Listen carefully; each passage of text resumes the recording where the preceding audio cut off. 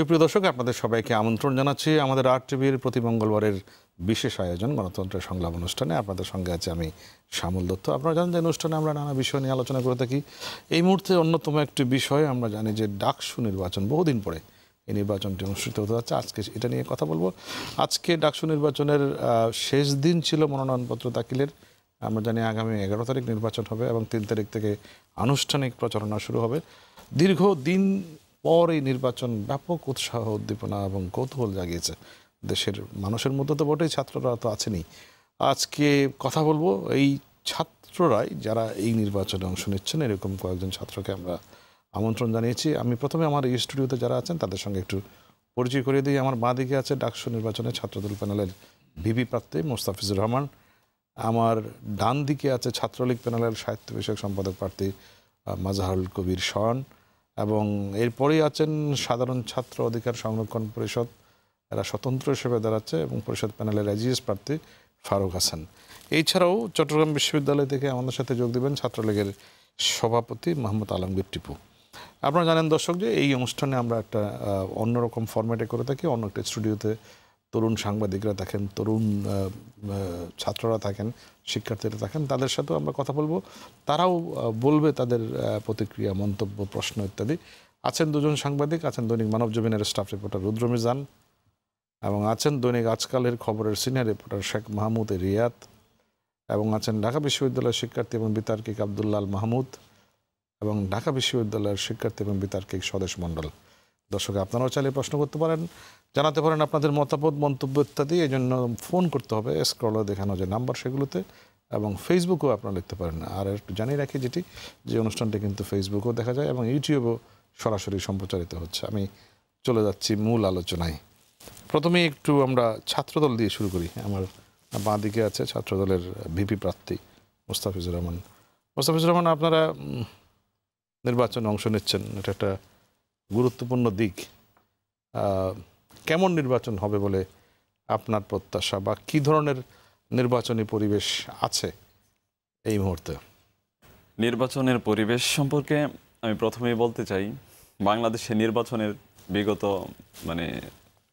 8 সালের পর থেকে প্রতিটি নির্বাচনই অত্যন্ত দখলদারিত্বের এবং কলুষিত নির্বাচন হচ্ছে, ভোট ডাকাতির নির্বাচন হচ্ছে আমরা দেখতে পাচ্ছি।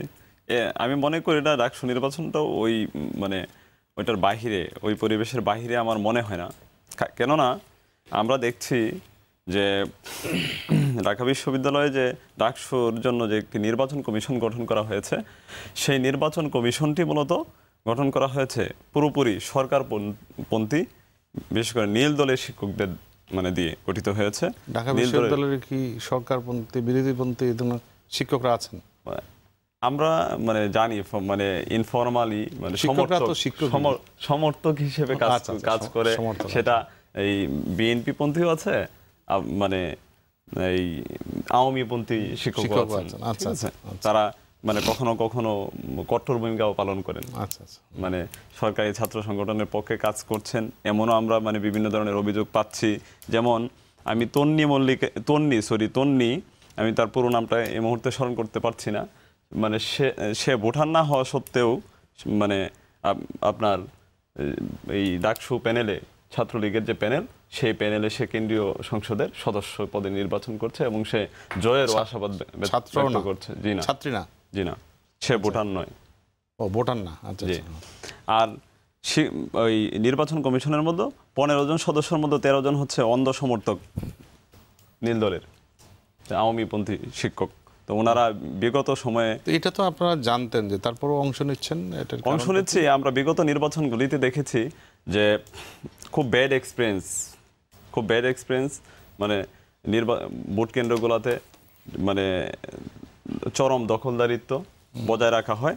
কিন্তু আমরা একটি বিষয় মাথায় রেখে নির্বাচনে অংশগ্রহণ করছি যে এই ঢাকা বিশ্ববিদ্যালয়ের ছাত্ররা 1952 সালের ভাষা আন্দোলন, তারপর 1971-এর স্বাধীনতা যুদ্ধ, তারপর 90-এর গণঅভ্যুত্থান, স্বৈরাচারী এরশাদ বিরোধী আন্দোলনে সক্রিয় ভূমিকা পালন করেছে এবং অগ্রগামী ভূমিকা পালন করেছে। ঢাকা বিশ্ববিদ্যালয়ের ছাত্ররা হচ্ছে জাতির বিবেক।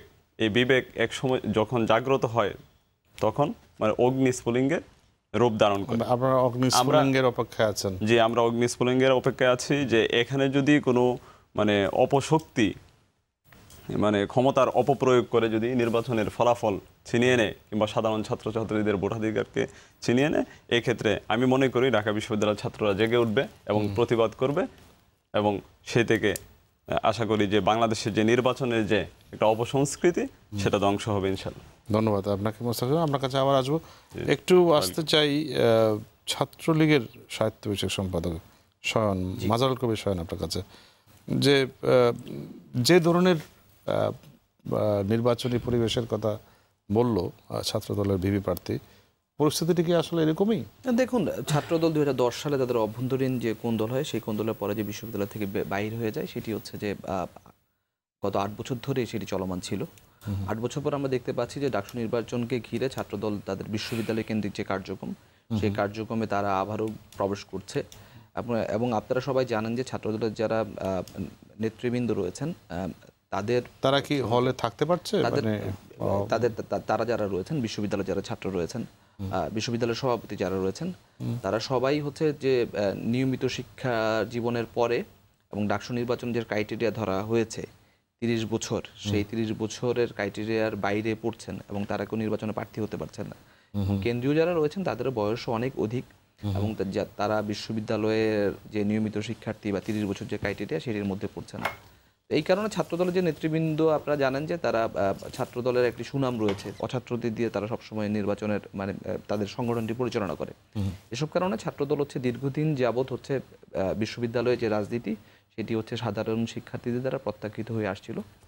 যদিও ডাকসু নির্বাচনকে ঘিরে ছাত্রদলকে আমন্ত্রণ জানানো হয়েছে। আপনারা জানেন যে ক্রিয়াশীল সংগঠন পরিবেশ সংসদ সেটি হচ্ছে সেটির একটি সদস্য ছাত্রদল বলছেন যে এবং শিক্ষকরা সব সরকার দলের পন্থী, সেটি আমি বলছি। তো সেটি তারা হচ্ছে যে ফিরে আসছেন এবং তিনি প্রার্থী হয়েছেন, এটি সাধুবাদ জানাই। দ্বিতীয় কথা হচ্ছে ঢাকা বিশ্ববিদ্যালয় সবসময় মুক্তিযুদ্ধের একটি আদর্শ চর্চার জন্য সারা বাংলাদেশে হচ্ছে যে প্রধান কেন্দ্র বলা চলে তাদেরকে। তো সেই ক্ষেত্রে মুক্তিযুদ্ধের সপক্ষের শক্তির মানুষজন বেশি থাকবেন, এটি খুব স্বাভাবিক। এবং ঢাকা বিশ্ববিদ্যালয়ে সরাসরি দলের নামে কোনো রাজনীতি চলে না। যারা মুক্তিযুদ্ধের সপক্ষের শক্তি নামে পরিচিত তাদেরকে বলা হয় নীল দল। এবং বিশ্ববিদ্যালয়ে তাদের আধিক্য বেশি। আপনি যদি পূর্ববর্তী ইতিহাসগুলো দেখেন, ঢাকা বিশ্ববিদ্যালয়ের প্রত্যেকটি নির্বাচন, শিক্ষক সমিতির নির্বাচন বলেন, সিনিয়র নির্বাচন বলেন, সিন্ডিকেট নির্বাচনে বলেন, তাদের আধিক্য প্রমাণিত হয়েছে, তারা নির্বাচিত হয়েছেন। তো সেটি আসলে যে ধরনের শিক্ষক দিয়েই কোনো প্যানেল তৈরি করা হোক না কেন, তিনি খুব স্বাভাবিকভাবে মুক্তিযুদ্ধের সপক্ষে শক্তি হবেন, এটি নিয়ে বলার কোনো কারণ নেই। তৃতীয় কথা হচ্ছে তিনি একজন প্রার্থীর বিরুদ্ধে অভিযোগ এনেছেন। আপনারা জানেন যে ঢাকা বিশ্ববিদ্যালয়ে যে ডাকসু নির্বাচন হচ্ছে এটি কিছু প্রক্রিয়ার মাধ্যমে হচ্ছে। ভোটার তালিকা বারবার ভুল এসেছে, বিশ্ববিদ্যালয় প্রশাসন বলেছে তাদের ভুল এসেছে। প্রার্থী তালিকাটি চূড়ান্ত হয়েছে নাকি আজকে হওয়ার পর আগামীকাল চূড়ান্ত হবে? আগামীকাল হচ্ছে যে প্রাথমিক প্রার্থী তালিকা তারা বিশ্ববিদ্যালয় প্রশাসন প্রকাশ করবে। একজন প্রার্থী না, আমি সেই বিষয়ে ব্যাখ্যা দিচ্ছি। ঢাকা বিশ্ববিদ্যালয়ে যেমন আমার কথা বলি যে আমিও বিশ্ববিদ্যালয়ের প্রথম যে তালিকাটি প্রকাশ করে বিশ্ববিদ্যালয়ের, সেই বিশ্ববিদ্যালয়ে সেই তালিকায় আমার নাম আসেনি, কিন্তু আমি ভোটার ছিলাম এবং আমি ভর্তি হয়েছি আরও 1 বছর আগে। পরবর্তীতে আমি বিশ্ববিদ্যালয়ে যিনি হলের প্রাধ্যক্ষ করেছেন তার বরাবর আবেদন করি যে আমার নামটি ভুলক্রমে আসেনি। বিশ্ববিদ্যালয় প্রশাসন সংশোধন করে সেটি হচ্ছে তালিকায় অন্তর্ভুক্ত করে দিয়ে থাকেন। এই ধরনের সংশোধন করতে হচ্ছে কেন? এমনিতে যারা ছাত্র তারা তো অটোমেটিক্যালি না, বেসিক্যালি হচ্ছে 28 বছর যেহেতু ডাকসু নির্বাচন হয়নি, এই প্র্যাকটিসটি প্রশাসনের নাই। দেখা যায় অনেক মানুষ অনেক ডিপার্টমেন্টে ভর্তি আছে কিন্তু সেটি হালনাগাদ তথ্য হলে আসতে দেরি হচ্ছে অন্য কোনো কারণে। বিশ্ববিদ্যালয় এই ক্ষেত্রে উদারাচরণ করছে, তারা বলছে যে 5 তারিখ পর্যন্ত তারা এটি করবে এবং 5 তারিখ পর্যন্ত যারা বিভিন্ন বিভাগে ভর্তি রয়েছেন তাদের যদি তালিকায় নাম না আসে তারা সেটি অন্তর্ভুক্ত করবেন। তিনি যে অভিযোগটি করেছেন সেক্ষেত্রে এটি হচ্ছে সম্পূর্ণ একটি মিথ্যা অভিযোগ। আর অন্যান্য ক্ষেত্রে যদি বলা যায়, যেহেতু ছাত্রদল আপনি দেখছেন যে বিশ্ববিদ্যালয়ে আসছেন, তারা নির্বাচনে অংশগ্রহণ করছেন, আজকে তিনি হলে গিয়েছেন এবং তিনি মনোনয়নপত্র সংগ্রহ করেছেন, জমা দিয়েছেন, তারা প্যানেল দিয়েছেন নির্বাচন করার জন্য এবং আমার ডান পাশে যারা রয়েছেন তারাও কার্যক্রম চালিয়ে যাচ্ছেন। তো তারা আর কি চাচ্ছেন? যার মানে তাদেরকে আমরা নিশ্চয়তা দিব যে একটা নির্বাচন হবে, তারা জিতবেন, তাহলে বলবেন যে this is good, this is fair, this is enough, এটা হবে। আশা করছেন যে ঢাকা বিশ্ববিদ্যালয় একটা ঐতিহ্যবাহী সংগঠন এবং সেখানে ছাত্র বিপ্লব ঘটবে। আপনার কি মনে হয় কি ধরনের বিপ্লব? ছাত্র বিপ্লব তো আমাদের পক্ষে ঘটবে, আমরা বিশ্বাস করি।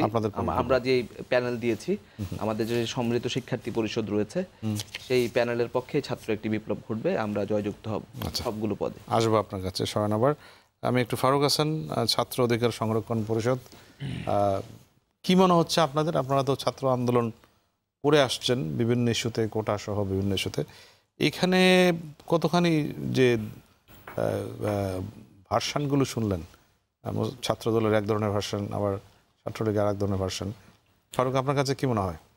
শুরুতেই আপনাকে ধন্যবাদ জানাই। দেখুন যে দীর্ঘ 28 বছর বাংলাদেশের প্রাণকেন্দ্র বলা হয় ঢাকা বিশ্ববিদ্যালয়কে, দীর্ঘ 28 বছর কিন্তু ঢাকা বিশ্ববিদ্যালয়ে যে ডাকসু যে নির্বাচন, এই নির্বাচনটা কিন্তু হয়নি। যেহেতু দীর্ঘ 28 বছর পরে এরকম একটি নির্বাচনের উদ্যোগ প্রশাসন নিয়েছে, তো এখানে কিন্তু একটা আশার সঞ্চার ঢাকা বিশ্ববিদ্যালয়ের যারা প্রাক্তন শিক্ষার্থী এবং বর্তমান শিক্ষার্থী সবার মাঝে কিন্তু রয়েছে।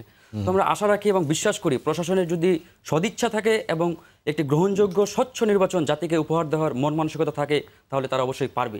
কিন্তু এখন কথা হচ্ছে তাদের সদিচ্ছা কতটুকু রয়েছে এবং তারা কতটুকু এর আগে দেখিয়েছে, কতখানি সদিচ্ছা আছে। হ্যাঁ, এখানে একটু দেখুন আপনি, যখন এই নির্বাচনের তফসিল ঘোষণার পরে ছাত্রলীগের পক্ষ থেকে কিন্তু আমাদের উপর 2 বার অলরেডি তারা আমাদের উপর আক্রমণ চালিয়েছে। এর আগে আমাদের নেতাকর্মীরা যখন বাংলা একাডেমিতে আমরা মিটিং করছিলাম, সেখানে কিন্তু ছাত্রলীগ আমাদের 4 জনকে অবরুদ্ধ করে রেখেছিল এবং সর্বশেষ 4 ফেব্রুয়ারি আমাদের ঢাকা বিশ্ববিদ্যালয়ের কেন্দ্রীয় লাইব্রেরির সামনে আমাদের সংগঠনের সম্মানিত আহ্বায়ক হাসানুল মামুনের উপর তারা অতর্কিতভাবে হামলা চালায়। তো এসব অনেকগুলা বিষয় এখানে ক্যালকুলেশন করে আমরা দেখলাম যে প্রশাসনে আসলে সদিচ্ছা নিয়ে আমাদের যথেষ্ট প্রশ্ন রয়েছে। আরেকটা বিষয় এখানে দেখেন, যখন ঢাকা বিশ্ববিদ্যালয়ের প্রশাসন ঢাকা বিশ্ববিদ্যালয়ের ক্রীড়াশীল 14টি সংগঠনকে নিয়ে পরিবেশ পরিষদের নামে একটি মিটিং ডাকলো, তো সেই মিটিংয়ে 12টি সংগঠন এক বাক্যে স্বীকার করে নিল যে যেহেতু 10 বছর একটি রাজনৈতিক দল সরকারের ক্ষমতায় এবং তাদের যে ছাত্র সংগঠন, সেই ছাত্র সংগঠনের একক আধিপত্য ঢাকা বিশ্ববিদ্যালয়ের প্রত্যেকটি আবাসিক হলে, তো এই মুহূর্তে যদি এই নির্বাচনটি যে ভোট কেন্দ্র হলের ভিতরে করা হয়, তাহলে হলে যারা আবাসিক শিক্ষার্থী তারা নির্ভয়ে তাদের পছন্দের প্রার্থীকে তারা একটু যুক্ত করতে চাই। শেষ করুক তারপর তো আমি বিষয়টা ক্লিয়ার করি, তারপরে আপনি অবশ্যই বলবেন আপনার যে লজিক। তো এখানে বিষয়টি হচ্ছে যেহেতু 12টি সংগঠন এক বাক্যে এখানে বলল যে যেহেতু হলে আবাসিক শিক্ষার্থীরা তাদের পছন্দ মতো তাদের যোগ্য প্রার্থীকে তারা বেছে নিতে পারবে না, এবং এখানে আরও 2টি জরিপের কথা আমি বলতে চাই। রিসেন্ট হচ্ছে আপনার ইন্ডিপেন্ডেন্ট টেলিভিশনের পক্ষ থেকে একটি সার্ভে করা হলো, সেখানে 85% শিক্ষার্থী এক বাক্যে স্বীকার করলো যে যদি হলের ভিতরে ভোট কেন্দ্র করা হয় তাহলে সেই নির্বাচন স্বচ্ছ হবে না, তারা হলের বাইরে একাডেমিক ভবন কিংবা উন্মুক্ত। কিন্তু এটা তো সিদ্ধান্ত হয়ে গেছে বিষয়ে, যে আমরা জানি যে হলেই ভোট নেওয়ার সিদ্ধান্ত হচ্ছে, কিন্তু এরপরও তো আপনারা অংশ নিলেন না। আমরা অংশগ্রহণ নিলাম এই কারণে, আপনাকে যেটা বললাম যে প্রশাসনের যদি সদিচ্ছা থাকে তাহলে অবশ্যই তারা একটি সুষ্ঠু এবং গ্রহণযোগ্য নির্বাচন ঢাকা বিশ্ববিদ্যালয় সহ জাতিকে দিতে পারবে। তো এখানে আমি এই কারণে বললাম। আর আমাদের পক্ষ থেকে যদি আপনি বলেন, যেটা আপনি বললেন যে আপনারা কীরকম দেখছেন এই নির্বাচনকে, আমরা এখানে মনে করি দেখেন স্বাধীনতার পর থেকে বাংলাদেশে অনেক রাজনৈতিক দল সরকারের ক্ষমতায় ছিল এবং তাদের যে ছাত্র সংগঠন তারা ঢাকা বিশ্ববিদ্যালয়ে তাদের আধিপত্য ছিল, তারা ছাত্রদের জন্য বা সাধারণ শিক্ষার্থীদের জন্য মানে তেমন কিছু একটা বড় অর্জন কিন্তু তাদের নেই। আচ্ছা, আমাদের এই সংগঠনের বয়স খুব কম হলেও আপনি দেখেন সাম্প্রতিক আমাদের 2টি বড় অর্জন রয়েছে। একটি হচ্ছে কোটা সংস্কার আন্দোলন। কোটা সংস্কার আন্দোলন করে কিন্তু আমরা মোটামুটি আমাদের যে একটা সফলতা আমরা কিন্তু জাতিকে আমরা উপহার দিয়েছি। আরেকটি বিষয় এখানে দেখুন, ঢাকা বিশ্ববিদ্যালয়ে কিন্তু 2012 সাল থেকে পর্যায়ক্রমে প্রশ্ন ফাঁসের মাধ্যমে ভর্তি পরীক্ষাগুলো হয়ে আসছিল। বিক্ষিপ্তভাবে বিভিন্ন ছাত্র সংগঠন, বিভিন্ন সামাজিক সংগঠন প্রতিবাদ জানিয়ে আসছিল, কিন্তু প্রশাসন সেভাবে এটি কর্ণপাত করে নাই। 2018 সালে ঢাকা বিশ্ববিদ্যালয়ে আইন অনুষদের একজন শিক্ষার্থী আক্তার হোসেন নামে একজন শিক্ষার্থী, সে অনশনে বসলো। অনশনে সেটা আমাদের সাথে পরামর্শ করে সে অনশনে বসছিল। তো আমরা তারপরে পরোক্ষভাবে তাকে সমর্থন দিলাম।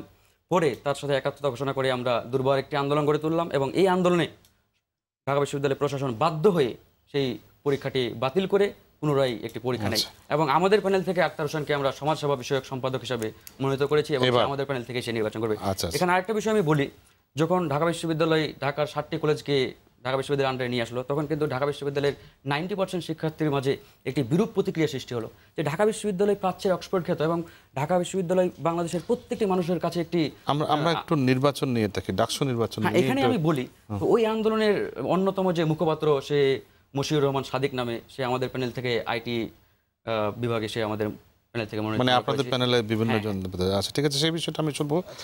আপনি ছোট করে, যদি খুব ছোট করে বলতে হবে, কারণ আমরা একটু আরো অন্যান্য জায়গায় যেতে হবে। তারা তো ছাত্র সংগঠন নন, তো ছাত্র সংগঠন ছাড়া কেউ হচ্ছে যে ওই পরিবেশ সংসদের সদস্য নন আর কি। তো 14টা সংগঠনের মধ্যে 8টি সংগঠন হচ্ছে রায় দিয়েছে যে হলের মধ্যে ভোট কেন্দ্রের জন্য। 2 নম্বর কথা হচ্ছে টিএসসি ভিত্তিক 22টি সামাজিক সাংস্কৃতিক সংগঠন, তারা বলেছে হলে ভোট কেন্দ্র থাকার জন্য। এখন একটা জরিপের কথা বলেন, আপনারা যদি একটা জরিপ করেন, ফেসবুকে জরিপ করলেন বা অন্য কোনো মাধ্যমে জরিপ করলেন, সেখানে কি শুধু ঢাকা বিশ্ববিদ্যালয়ের শিক্ষার্থীরা ভোট দেয়? তারা বাংলাদেশের মানুষরা ভোট দেয়। তারা যে কোনো জরিপ নিয়ে নানা মন্তব্য আছে, সেটা নিয়ে আমি যেতে চাচ্ছি না। আমরা একটু চট্টগ্রামে যাব। আমাদের সাথে যুক্ত আছেন চট্টগ্রাম বিশ্ববিদ্যালয় ছাত্রলীগের সভাপতি মোহাম্মদ আলমগীর টিপু। টিপু, আপনি শুনতে পাচ্ছেন আমাকে? জি, আমি শুনতে পাচ্ছি। আচ্ছা, ঢাকার নির্বাচন নিয়ে চট্টগ্রামের লোকজন কি ভাবছে, বা আপনারা যারা ছাত্র রাজনীতি করেন, আমরা আশা করছি যে ঢাকার পরে ডাকসুর পরে চাকসু, জাকসু, রাকসু সব জায়গায় নির্বাচন হবে। এমনিতে যে নির্বাচনটি হতে যাচ্ছে বহুদিন পর, যেটি একটু আগে বললেন ফারুক হাসান বলছিলেন যে 28 বছর পর একটি বিশ্ববিদ্যালয়, আমরা বাংলাদেশের সব নির্বাচন করতে পারি, আমরা ইউপি নির্বাচন করতে পারি, আমরা উপজেলা নির্বাচন করতে পারি, আমরা জাতীয় নির্বাচন করতে পারি, কিন্তু আমরা ছাত্র সংসদ নির্বাচন করতে পারি না। কেমন ভাবছে চট্টগ্রামের ছাত্ররা? ধন্যবাদ। আসলে চট্টগ্রামের ছাত্ররা বরাবরই যে আপনার যে ঢাকা বিশ্ববিদ্যালয়ের যে ছাত্র সংসদ নির্বাচন, এই ধরনের নির্বাচনই আশা করছে যে মানে খুবই অতি সত্বর যে চট্টগ্রাম বিশ্ববিদ্যালয়ে ছাত্র সংসদ নির্বাচনটা হবে। কারণ দীর্ঘ 28 বছর ধরে যে নির্বাচনটা নেই, কিন্তু একটা জিনিস খেয়াল করলে আমরা এটা আগে দেখেছি যে বিশ্ববিদ্যালয় গঠিত যাদেরকে নিয়ে, শিক্ষার্থীদের নিয়ে, শুধুমাত্র তাদের নির্বাচনটা বাদ দিয়ে আপনার বিশ্ববিদ্যালয়ের শিক্ষকদের নির্বাচন হয়, কর্মকর্তাদের নির্বাচন হয়, কর্মচারীদের নির্বাচন হয়, কিন্তু শুধুমাত্র শিক্ষার্থীদের নির্বাচনটা হয় না। তো সেজন্য আমরা ডাকসুর নির্বাচনটা দেখে আমরা অনেক বেশি উদ্বুদ্ধ যে ডাকসু নির্বাচনের আদলেই যে আমাদের চট্টগ্রাম বিশ্ববিদ্যালয়ের ছাত্র সংসদের নির্বাচনটা অতি সত্বরই হবে। আচ্ছা, এবং আমরা অনেক আশাবাদী। আপনার কি মনে হয় যে এর একটা আমরা যে বক্তব্য শুনছিলাম এখান থেকে, যে অনেকে আশঙ্কা করছেন যে একটি ভালো নির্বাচনের পরিবেশ বাংলাদেশে এখন নেই, তারই প্রতিফলন ঘটবে, না আসলে ছাত্ররা, অন্তত ছাত্ররা একটা সুন্দর নির্বাচন উপহার দিতে পারবে? অবশ্যই ছাত্ররা একটা সুন্দর নির্বাচন উপহার দিতে পারবে। এখন কেউ যদি মনে করে যে জয়ের মালাটা সবসময় আমিই পরব, তাহলে সঠিক নির্বাচন হয়েছে বা নির্বাচন হবে, তখন সেই জিনিসটা তার জন্য সেটা ভুল একটা ধারণা আমি মনে করি। জয়ের মালা তো পরের কথা, আগে নির্বাচনটা কেমন হবে আপনার ধারণা? জি, নির্বাচনটা অবশ্যই সুষ্ঠু এবং সুন্দর নির্বাচন হবে। আচ্ছা টিপু, আপনার কাছে আমি আবার আসবো। আমি একটু অন্য স্টুডিওতে যেতে চাই, আমাদের তরুণ বন্ধুরা আছে সেখানে, সাংবাদিকরা আছে আমাদের। প্রথমে আমি একটু মানব জমিনের স্টাফ রিপোর্টার রুদ্র মিজান, তার কাছে যেতে চাই। রুদ্র, আপনি নিশ্চয়ই শুনছিলেন এতক্ষণকার আলোচনা। গণমাধ্যমের একজন কর্মী হিসেবে আপনার কি মনে হয় যে বহুদিন পর একটি নির্বাচন অনুষ্ঠিত হতে যাচ্ছে, এবং সেই নির্বাচনটি আসলে একটি সবার কাছে গ্রহণযোগ্য নির্বাচন হবে কিনা? ধন্যবাদ শ্যামলদা। দেখেন, ঢাকা বিশ্ববিদ্যালয়ের এই ছাত্র সংসদ ডাকসু, এটা হচ্ছে নেতৃত্ব তৈরির সূতিকাগার। আমরা দেখেছি ডাকসু থেকে যেসব নেতৃত্ব সৃষ্টি হয়েছে তারা গত এই পর্যন্ত বলা যায়, এবং আগামী দিনেও তারা হয়তো বাংলাদেশে গুরুত্বপূর্ণ ভূমিকা পালন করবেন। কিন্তু দুঃখের বিষয়, 1990 সালের পর থেকে দীর্ঘ 28 বছর ধরে এই নির্বাচনটি হচ্ছে না, ডাকসু থেকে কোনো নেতৃত্ব বের হয়ে আসছে না। এখন বর্তমান সরকার এবং সংশ্লিষ্টদের উদ্যোগে ডাকসু নির্বাচন হচ্ছে, এটা অত্যন্ত আনন্দের ব্যাপার, আমি সেটা মনে করি। কিন্তু ডাকসু নির্বাচনে যে কয়েকটা বিষয় এখন আলোচনায় চলে আসছে, যেমন খালিদ নামে যে ছাত্র আন্দোলন করেছিলেন, অনশন করেছিলেন, তিনি এখনও 3টি দাবি জানিয়েছেন, এবং ছাত্রলীগ ছাড়া ওইখানে যারা নির্বাচনে অংশ নিচ্ছে প্রত্যেকটি সংগঠনের একই দাবি যে হলে তারা ভোট কেন্দ্র চান না। কেন চান না? কারণ গত 10 বছর ধরে আওয়ামী লীগ ক্ষমতায়, হলে ছাত্রলীগের আধিপত্য। তারা মনে করেন যে হলে ও ভোট কেন্দ্র থাকলে সেই ভোট হয়তো সুষ্ঠু হবে না, নানা কারণে হয়তো শিক্ষার্থীরা সেখানে স্বাধীনভাবে ভোট প্রয়োগ করতে পারবেন না। এ কারণেই তারা মূলত খোলা মাঠে কিংবা খোলা যে কোনো একাডেমিক ভবনে তারা ভোট কেন্দ্র চাচ্ছেন। আমি মনে করি সাধারণ শিক্ষার্থীদের এই দাবি কর্তৃপক্ষ বিবেচনা করা উচিত। না, এই বিষয়ে তো সেটেল অলরেডি, এটা সিদ্ধান্ত হয়ে গেছে। মানে আপনার কি মনে হয় যে যেহেতু সব দলই অংশ নিচ্ছে, এখানে ছাত্র দলও নিচ্ছে, ছাত্রলীগ নিচ্ছে, ছাত্র ইউনিয়ন নিচ্ছে, বিভিন্ন দল অংশ নিচ্ছে, সেখানে নির্বাচনটির পরিবেশ কেমন দাঁড়াবে? নির্বাচনের পরিবেশ সবার আগে বলতে হয় যে দীর্ঘ প্রায় 10 বছর এই ছাত্রদল ক্যাম্পাসে ছিল না। এই নির্বাচনের কারণেই কিন্তু তারা ক্যাম্পাসে আসার সুযোগ পেয়েছে, এটা একটা সফলতা। এবং সাধারণ শিক্ষার্থীদের মধ্যে যে একটা উদ্দীপনা এই নির্বাচনকে ঘিরে, এটা আমাদের জন্য একটা পজিটিভ দিক বলতে হবে। আমরা আশা করি নির্বাচনটি সুষ্ঠু হবে, এবং কর্তৃপক্ষ যেন সেদিকেই সাধারণ শিক্ষার্থীদের যে দাবি, সেই দাবি বিবেচনা নিয়ে নির্বাচনটি অত্যন্ত সুষ্ঠুভাবে সম্পন্ন করেন। কারণ সুষ্ঠু একটা নির্বাচন হলে ডাকসু থেকে যে নেতৃত্ব বেরিয়ে আসবে, তারা আগামী দিনে এই বাংলাদেশে নেতৃত্ব দিবেন। যেভাবে এই ডাকসু থেকে থেকে মুজাহিদুল ইসলাম সেলিমের মতো নেতা বের হয়ে এসেছেন, এই ডাকসু থেকে কিন্তু সুলতান মোহাম্মদ মনসুর বেরিয়ে এসেছেন, মাহমুদুর রহমান মান্নার মতো নেতা আমরা পেয়েছি, আমরা খায়রুল কবির খোকনকে পেয়েছি এই ডাকসু থেকেই। সুতরাং আগামী দিনে যেন আমরা এরকম নেতৃত্ব পাই, এই নির্বাচনটা এই অর্থে অত্যন্ত সুষ্ঠু করা উচিত। তাই ধন্যবাদ রুদ্র। আমরা একটু আরেকজন সাংবাদিক আছেন, তরুণ সাংবাদিক, আজকালের খবরের সিনিয়র রিপোর্টার শেখ মাহমুদ রিয়াদ। রিয়াদ, কি মনে হয় আপনার কাছে, কেমন নির্বাচন হবে? ছাত্রদের একটা নির্বাচন, বহুদিনের বহুল কাঙ্ক্ষিত। ধন্যবাদ শ্যামলদা। আসলে আমি যেটা মনে করি বা আমি যে অবজারভেশনগুলো করলাম দেখলাম, তাতে করে আমার মনে হচ্ছে যে নির্বাচনটা অবশ্যই সুষ্ঠু এবং সুন্দর হবে। এবং আমাদের বিশ্ববিদ্যালয়ের ছাত্রছাত্রীরাও তারাও, আমি তাদের সাথে অনেকের সাথে কথা বলেছি এবং যারা প্রার্থী অনেকের সাথে কথা বলেছি, তারা আমাকে জানিয়েছেন না তারা খুবই স্বতঃস্ফূর্তভাবেই নির্বাচনে অংশগ্রহণ করতে চান। তো এখানে আমাদের কিছু প্রার্থী তারা অনেকে আশঙ্কার কথা বলছেন, তা আমার মনে হয় না যে এতটা আশঙ্কা থাকবে। কারণ যেখানে স্বতঃস্ফূর্ততা এবং 28 বছর পরে একটা নির্বাচন, শুধু ঢাকা বিশ্ববিদ্যালয় না, পুরো জাতি কিন্তু তাকিয়ে আছে আমাদের দিকে, এই যে ঢাকা ইউনিভার্সিটির নির্বাচনের দিকে। তো সেক্ষেত্রে একটা আমাদের সহকারী রুদ্রমিজান যেটা বললেন যে আসলে একটা নেতৃত্ব তৈরির যে একটা বড় ধরনের সুযোগ আমরা পাচ্ছি, এই সুযোগটা অবশ্যই আমাদের কাজে লাগাতে হবে। বিশেষ করে 1947 থেকে 1990 সাল পর্যন্ত ছাত্র সংসদের যে নেতৃত্ব, যে ধারা ছিল আমাদের ঢাকা বিশ্ববিদ্যালয়ের ডাকসু নির্বাচনকে কেন্দ্র করে, এই ধারাটা এখন দেশের উন্নয়ন এবং গণতন্ত্রের পথে আরও বেশি ধাবমান হবে বলে আমি বিশ্বাস করি। এই নির্বাচনটা প্রয়োজন ছিল। দেশে এখন আমাদের দেশের আমরা এখন উন্নত দেশের দিকে ধাবিত হচ্ছি, উন্নত দেশের তালিকা আমরা পড়ে গিয়েছি অলরেডি। সুতরাং এক্ষেত্রে আমাদের নেতৃত্ব বিকাশের জন্য ঢাকা ইউনিভার্সিটি এই নির্বাচন এবং এই সুযোগটা দেওয়া 28 বছর পরে, এটা আমাদের জন্য অনেকটা গুরুত্ব বহন করছে। পাশাপাশি আমি যেটা মনে করি যে আমি আজকে দেখলাম আমাদের সামাজিক যোগাযোগ মাধ্যমেও ফেসবুকে অনেক প্রার্থী তারা প্রচারণা চালাচ্ছেন এবং একটা আনন্দঘন পরিবেশ সৃষ্টি হয়েছে, যেটা অবশ্যই একটা ইতিবাচক দিক বলে আমি মনে করি। এবং আশা করি যে এখানে যে বিষয়টা আমি মনে করতেছি, আমাদের অনেকগুলো প্রার্থী, এখানে মুস্তাফিজুর রহমান আছেন, আমাদের মাজহারুল কবির এবং আরও স্বতন্ত্র প্রার্থী আমাদের ফারুক হাসান সাহেব, ওনারা কথা বলেছেন। তিনজনেই প্রার্থী তারা, কিন্তু ওনাদের মধ্য থেকে আমাদের যেটা জানার বিষয় এবং সাধারণ ছাত্রছাত্রীরা যেটা চান যে আসলে আমাদের ছাত্র সংসদের নির্বাচনটাকে আমার রাজনীতি থেকে কেন নিয়ে যাচ্ছে এভাবে। আমরা তো আসলে রাজনীতি থেকে একটু পিছাসটি কেন পারবো না, কারণ আমরা তো ছাত্র সংসদের মূলত কাজটা হচ্ছে ছাত্রছাত্রীদের সেবা করা, ছাত্রদের সমস্যার সমাধান করা। যদি ছাত্রছাত্রীদের সমাধান করা যদি আমাদের প্রধান লক্ষ্য হয়, তাহলে আমি মনে করি যে তাদেরকে একটা কমিটমেন্ট থাকা উচিত যে আসলে তারা নির্বাচনে বিজয়ী হওয়ার পরে ছাত্রছাত্রীদের কল্যাণে, সমস্যার সমাধানে তারা কতটুকু ভূমিকা রাখবেন। এই কমিটমেন্টটা আমরাও চাই এবং আমার সবাই এটা জানতে চাই তাদের মুখ থেকে। আর জাতীয় নির্বাচনের যে বিষয়গুলো আলোচনা হচ্ছে, এগুলো আমি মনে করি না যে ছাত্রদের ভিতরে বা ডাকসু নির্বাচনের ভিতরে এটা এইভাবে আসা উচিত। আমি মনে করি যে স্বাভাবিকভাবে ছাত্ররা তাদের নেতৃত্ব বিকাশ করবে এবং তাদের নেতৃত্ব থেকে আরও আমাদের জাতির জন্য একটা সুন্দর ভবিষ্যৎ নির্মাণ করবে, সে প্রত্যাশা আমার সকলের কাছে আমরা রাখি।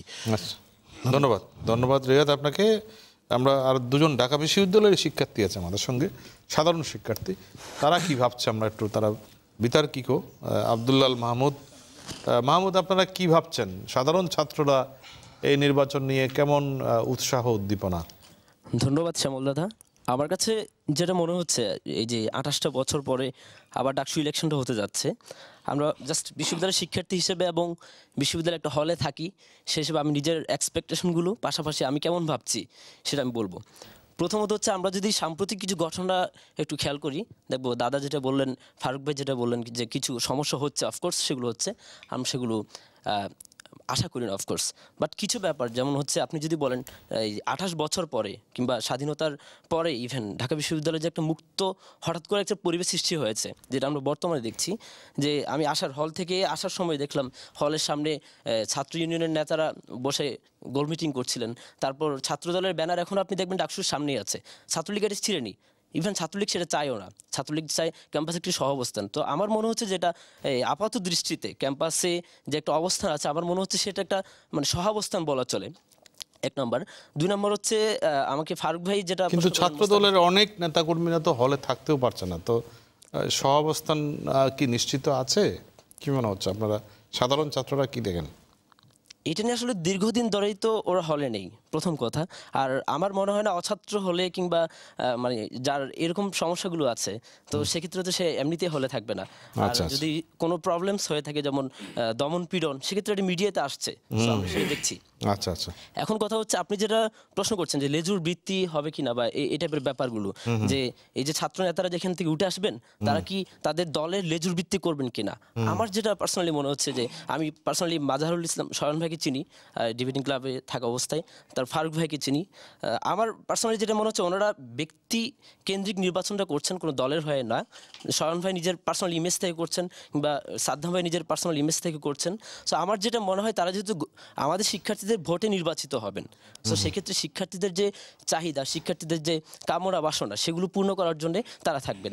আরেকটা কথা আমি সবসময় বলি, যে জল যার জলাশয় যেন তার হয়। মানে হচ্ছে, আমরা বিশ্ববিদ্যালয়, ঢাকা বিশ্ববিদ্যালয় যে শিক্ষার্থীদের, এই বিশ্ববিদ্যালয়ের যেন শিক্ষার্থীদের থাকে, দিন শেষে সেই প্রত্যাশাটা তাদের কাছে থাকবে। একটি প্রশ্ন আপনাকে একটু করতে চাই, যেহেতু আপনারা সাধারণ ছাত্র মাহমুদ, সেটি হচ্ছে যে প্রশ্নটি উঠে আসছে, জাতীয় রাজনীতি অনেক বেশি নাক গলায় ছাত্রদের মধ্যে। ছাত্রদের তো অনেক ইস্যু আছে, যেমন ছাত্রদের নানা রকম সংকট, নানা রকম সমস্যা, হলের সমস্যা, খাবারের সমস্যা, শিক্ষার মান নিয়ে সমস্যা ইত্যাদি নিয়ে, মানে শিক্ষার নানা বিষয় নিয়ে যেগুলো ছাত্রদের আসলে ডিল করার কথা, সেগুলো না করলে আমরা অনেক বেশি জাতীয় রাজনীতিকে এখানে ঢুকিয়ে ফেলি। কতখানি যৌক্তিক এটা? আচ্ছা, এটা নিয়ে একটু কথা বলতে চাই। আমরা 28 বছর কিন্তু ডাকসুর কোনো নেতৃত্ব আমরা পাইনি। আমি কিছু প্রবলেমস ফাইন্ড আউট করেছি, সেগুলো একটু বলছি। প্রথমত হচ্ছে, বিশ্ববিদ্যালয়টাতে দেখেন আপনার খাবারের মান নিয়ে আজকে ঢাকা বিশ্ববিদ্যালয় 2021 সালে 100 বছর পূর্তি উদযাপন করতে যাচ্ছে, কিন্তু এখনও বিশ্ববিদ্যালয় হলগুলিতে আমাদের খাবারের মান নিয়ে প্রশ্ন উঠছে। আমাদের ভিসি স্যার 10 টাকার খাবার নিয়ে গর্ব করছেন। সো আমাদের মনে হয় এই ব্যাপারগুলো নিয়ে একটু কথা বলা উচিত, যে বিশ্ববিদ্যালয়ের শিক্ষার্থীরা কেমন খায়, বিশ্ববিদ্যালয়ের শিক্ষার্থীরা কেমন চায়। এই ব্যাপারগুলো আমাদের শরণ ভাই কিংবা ফারুক ভাই যারা আছেন, মোস্তাফিজ ভাই আছেন, ওনারা যদি আমাদের শিক্ষার্থীদের ভোটে যারা নির্বাচিত হবেন, ওনারা কি কোনো আমাদের এই যে ছাত্ররা কি কোনো ইস্তেহার দেন যে তারা যদি নেতৃত্বে আসে, ডাকসু নির্বাচন আসে, তারা কি কি করবে, বা আপনারা যারা সাধারণ ছাত্ররা সেগুলো নিয়ে থ্রেড বেয়ার ডিসকাশন করেন কিনা, যে কোন দলের কোন প্যানেলের কি ধরনের কমিটমেন্ট? আচ্ছা, সেক্ষেত্রে হচ্ছে আমাদের হলগুলোতে ছাত্রলীগ একটা ইয়ে করে, যেটা সবার সাথে কথা বলা টাইপের। সো সেটা ছাত্র দলও করতে পারে, ছাত্র ইউনিয়নও করতে পারে, কিংবা অন্যান্য ছাত্র সংগঠন, ফারুক ভাইরাও করতে পারেন কোটা আন্দোলন নিয়ে। ওনারা সেক্ষেত্রে আমাদের কাছে জানতে চান যে আমরা আসলে এই বিশ্ববিদ্যালয়ের ম্যান্ডেট নিয়ে কী চাই, এই বিশ্ববিদ্যালয়টা নিয়ে কী চাই। যেমন আপনি যদি বলেন, কয়েকটা প্রবলেমস আছে, যেমন শুধু খাবার না, আমাদের বিশ্ববিদ্যালয়ে দেখেন যানজটটা সব থেকে বড় প্রবলেমস। আমাদের বিশ্ববিদ্যালয়ের উপর দিয়ে আপনার গুলিস্তান, মানে অনেকটা আমরা এটাকে মিনি গুলিস্তান বলি। আমরা যেমন পলাশির রাস্তা দিয়ে ওইদিকে বুয়েট কিন্তু তাদের রাস্তা মোটামুটি অফ করে দিয়েছে, কিন্তু আমাদের এদিকে দেখেন আপনার রাতের 12টায় আমরা জ্যামটা ছেড়ে ফেলতে পারি না। এইটা একটা বড় প্রবলেম। সো আমি মনে করব, কিন্তু বিশ্ববিদ্যালয়ের ভিতর দিয়ে তো কোনো বড় গাড়ি অ্যালাউড না, নরমালি অ্যালাউ করা হয় না। এটা যদিও অ্যালাউড না অফিসিয়ালি, কিন্তু এটা হচ্ছে, মানে এটা আমরা সবসময় দেখে আসছি। সো আমার মনে হচ্ছে এখানে এগুলো তো দেখার দায়িত্ব বিশ্ববিদ্যালয়ের প্রশাসনের। অবশ্যই প্রশাসনের, কিন্তু প্রশাসন তো মানে আমাদের ম্যান্ডেট দেখেই বুঝবে ব্যাপারগুলো, আমরা স্টুডেন্টরা কি ফিল করছি সেটা। এরপর আরেকটা বড় প্রবলেম, যেটা বিশ্ববিদ্যালয় ইদানিং দেখবেন আপনি র্যাঙ্কিংয়ে আমরা ঢাকা বিশ্ববিদ্যালয় দিন দিন অবনমিত হচ্ছে। এই কারণটাতে আমার মনে হয় কি, ডাকসুতে আমরা যারা শিক্ষার্থীদের ভোটে যারা আসবেন, তারা আমার মনে হয় কি বিশ্ববিদ্যালয়ে গবেষণা চর্চার যে ব্যাপারটা, সেটা নিয়ে তারা কাজ করতে পারেন। যেমন বিশ্ববিদ্যালয়ে গবেষণা নিয়ে ফান্ডিং খুবই কম, ইভেন বরাদ্দও কম। সো আমার মনে হয় বিশ্ববিদ্যালয়ের শিক্ষার্থীদের ভোটে যারা আসবেন, তাদের অফকোর্স এই চিন্তাগুলো থাকবে। আচ্ছা, ধন্যবাদ মাহমুদ, আপনাকে অনেক গুরুত্বপূর্ণ কিছু ইস্যু সামনে আনার জন্য। আবার আসবো আমি আপনার কাছে, আরও আসার সুযোগ থাকবে আমাদের। এরপরের আরও একটি পর্যায়ে হয়তো গিয়ে যাবো আপনাদের কাছে। আরেকজন শিক্ষার্থী আছেন বিতার্কিক, স্বদেশ মণ্ডল। স্বদেশ, আপনাদের কি বিশ্লেষণ? আচ্ছা, ধন্যবাদ। আমি মূলত যেটা বলতে চাচ্ছি, যে আমি সাধারণ ছাত্রদের তরফ থেকে বা সাধারণ ছাত্ররা কী রকম ডাকসু চায়, প্রথম যে কথাটা আমি বলবো সেটা হচ্ছে সুষ্ঠু রাজনীতি। এটা নিশ্চয়ই আমাদের সবারই একটা লক্ষ্য। দ্বিতীয় যে চাওয়াটা আমাদের, জ্ঞান ভিত্তিক একটা রাজনৈতিক চর্চা। জ্ঞান ভিত্তিক রাজনৈতিক চর্চাটার বিষয়ে আমি একটু পরে আমি বিস্তারিতভাবে আলাপ করছি। আর তৃতীয়ত, গণতান্ত্রিক পরিবেশ তৈরি। নির্বাচনের পরেও যে মত প্রকাশের যে স্বাধীনতা ক্যাম্পাস জুড়ে বিভিন্ন ইস্যু নিয়ে, বিভিন্ন ক্ষেত্র নিয়ে এই মত প্রকাশের স্বাধীনতাটা যাতে পুঙ্খানুপুঙ্খভাবে বাস্তবায়িত হয়, এটা অবশ্যই আমাদের আশা থাকবে। এবার আমি যে কথাটা বলতে চাচ্ছি, যে জ্ঞানভিত্তিক রাজনৈতিক চর্চা একটু খোলামেলাভাবেই বলি, সেটা হচ্ছে যে আমরা যদি যে সমস্ত তরুণ ভাইয়েরা রাজনীতির সাথে সম্পৃক্ত বিশ্ববিদ্যালয়ে, তাদের পড়াশোনার বা কারিকুলার যে অ্যাক্টিভিটিসের কথা যদি আমি বলি, একাডেমিক যে ডেভেলপমেন্টের কথা যদি বলি, টু বি অনেস্ট অনেকটাই সাধারণ ছাত্রদের চেয়ে অনেকটা নিচের দিকে। আমরা জানি যে মাননীয় প্রধানমন্ত্রী জননেত্রী শেখ হাসিনা বলেছিলেন একটি সমাবেশে যে ভালো ছাত্র নেতা হলেই হবে না, ভালো ছাত্র হতে হবে। যদি আমি ক্যাম্পাসের ছাত্রনেতাদের দিকে তাকাই তাহলে এটা দেখতে পাই যে অনেকেরই ড্রপ আউট হচ্ছে, অনেকেরই রেজাল্ট খারাপ হচ্ছে। আমার কথা হচ্ছে এখানে যে একটা স্টুডেন্ট সে কেন যখন ভালো ছাত্ররা কি রাজনীতিতে আসছেন না? আসছেন হয়তোবা, কিন্তু আমরা যদি একটা রেশিও তৈরি করি দেখবো যে 60 থেকে 70 or 80% দেখা যাচ্ছে যে তাদের একাডেমিক রেজাল্ট অনেক খারাপ। এই বিষয়ে আমি মনে করি গবেষণার প্রয়োজন আছে, যে এই বিষয়ে গবেষণা করতে হবে। রাজনীতি আসলেই পড়াশোনার ক্ষেত্রে একাডেমিক রেজাল্ট কেন খারাপ নেতাদের? তারা রাজনীতিতে বেশি সময় দেন পড়াশোনার চাইতে, হয়তো এই কারণেই। আচ্ছা, এক্ষেত্রে আমি বলতে চাই যে একটা 100টা স্টুডেন্ট বা 1000 স্টুডেন্ট যখন কাউকে নেতৃত্বের জায়গা থেকে শ্রদ্ধা করবে, সে অবশ্যই তাকে নেতা হিসেবে মেনে সে যেভাবে লাইফস্টাইল লিড করে তাকে ফলো করার চেষ্টা করে বা তাকে অনুসরণ করার চেষ্টা করে। সো তাই সেক্ষেত্রে যদি এই পড়াশোনার ব্যাপারে বা যে নেতৃবৃন্দ আছে তাদেরকে যদি তাদের যদি ডেভেলপমেন্ট না ঘটে, তাহলে তরুণ ছাত্র সমাজ নেতৃবৃন্দের কাছ থেকে কী শিখবে? প্রথম কথা হচ্ছে আমার এটা আমি মাননীয় প্রধানমন্ত্রীর কথার প্রেক্ষাপট থেকেই বলছি। এরপরে আমি কিছু সমস্যার কথা তুলে ধরতে চাচ্ছি। খুব বেশি বড় করে বলা যাবে না, কারণ আমাদের একটা বিরতিতে যেতে হবে, হয়তো বিরতি থেকে আসার পরে বিস্তারিত যদি ছোট করে একটু অ্যাড করেন তাহলে আমরা। হল আবাসনের কথাটা একটু বলতে চাচ্ছিলাম। হল আবাসনের ক্ষেত্রে তাদের কি, বা যারা ছাত্রনেতা এখানে আছেন, শরণ ভাই বা মোস্তাফিজ ভাই বা ফারুক ভাই, তাদের কি পদক্ষেপ এখানে আছে? এতটুকুই, ধন্যবাদ। ধন্যবাদ। আমরা আরও বিস্তারিত শুনবো এর পরের পর্বে, আপনাদের কাছে আসবো এবং আপনারা নিশ্চয়ই আরও ইস্যুগুলো সামনে আনবেন, যে ইস্যুগুলো আসলে ছাত্ররা ভাবছে যে এই যে ডাকসু মানেই তো শুধুমাত্র কোনো একটি দলের ছাত্র সংগঠনের নেতারা ডাকসুর নেতা হবেন, সেটাই একমাত্র বিষয় না। তারা আসলে কতখানি ছাত্রদের শিক্ষার বা মূল ভিত্তির বিষয়গুলো, যেটি একটু আগে বললেন যে ঢাকা বিশ্ববিদ্যালয়ে আসলে র্যাঙ্কিংয়ে নেই, আসলে পৃথিবীর বড় বিশ্ববিদ্যালয়গুলোর কোনো র্যাঙ্কিংয়ে নেই কেন, তাহলে সেখানে বা আসলে ডাকসু থাকলেও কি না থাকলেও কি, বা আসলে আদৌ এগুলো কোনো কার্যকর কোনো ভূমিকা রাখে কিনা আদৌ, সেই নিয়ে কথা বলবো এর পরে পর্বে। দর্শক, গণতন্ত্রের সংলাপে নিচ্ছি ছোট্ট একটু বিরতি, কোথাও যাবেন না, আমাদের সঙ্গেই থাকুন।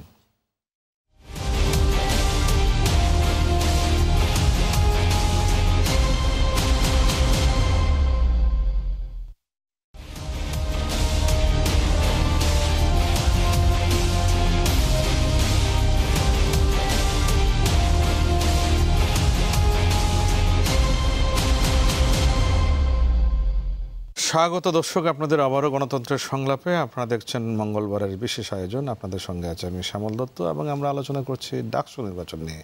আমরা এক দফা আলোচনা অলরেডি করে ফেলেছি এবং সেখানে নানা বিষয় উঠে আসছে, যে ডাকসু নির্বাচনের নানা সমস্যা, সংকট, সম্ভাবনা সব নিয়েই আমরা কথা বলেছি। আবারও আমরা আসছি এই স্টুডিওতে। আমরা আবার একটু মুস্তাফিজুর রহমান আপনার কাছে যেতে চাই।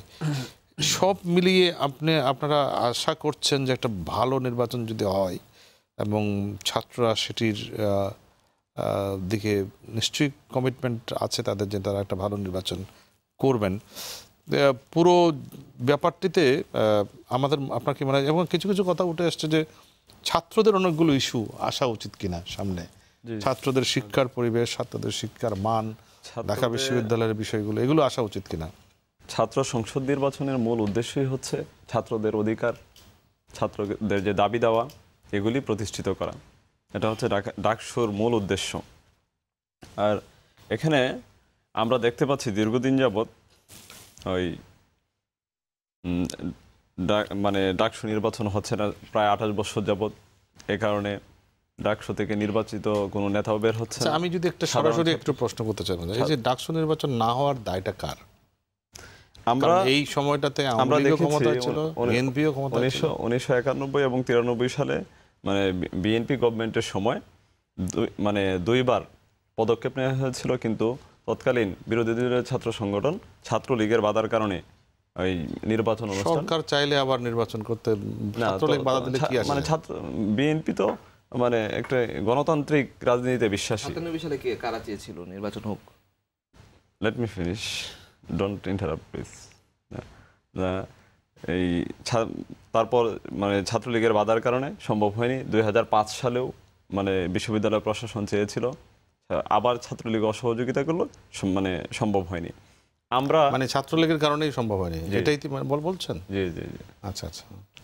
আর আমি মানে শয়নের মানে কথার আমি একটি উত্তর দিতে চাই, সেটা হচ্ছে উনি বলছেন যে আমাদের যে ছাত্রনেতারা হচ্ছে মানে অছাত্র হিসেবে উনি আখ্যায়িত করেছেন। আমি বলতে চাই, আমি 9-10 সেশনের স্টুডেন্ট, আমি মানে ছাত্রদলের বিপি প্রার্থী। আর ওনাদের প্যানেলের যে প্রার্থী তিনি হচ্ছেন শোভন ভাই হচ্ছে এই 8-9 সেশনের একজন স্টুডেন্ট, আমার ইমিডিয়েট সিনিয়র, এক ব্যাচ, অর্থাৎ এক ব্যাচ সিনিয়র। তার থেকে যে সিনিয়র মানে ওই যে জিএস ক্যান্ডিডেট, উনি হচ্ছেন আমার থেকে 2 ব্যাচ সিনিয়র, উনি 7-8 সেশনের। তো এখানে ছাত্রদলে অছাত্র কিভাবে আসলো আমি এই জিনিসটা বুঝতে পারলাম না। আপনাদের নেতারা কি সবাই ছাত্র, যারা ছাত্র দলের সভাপতি, সাধারণ সম্পাদক? না, আপনি জানেন যে জাতীয় একটা পরিস্থিতির কারণে অনেক সময় মানে এই আপনার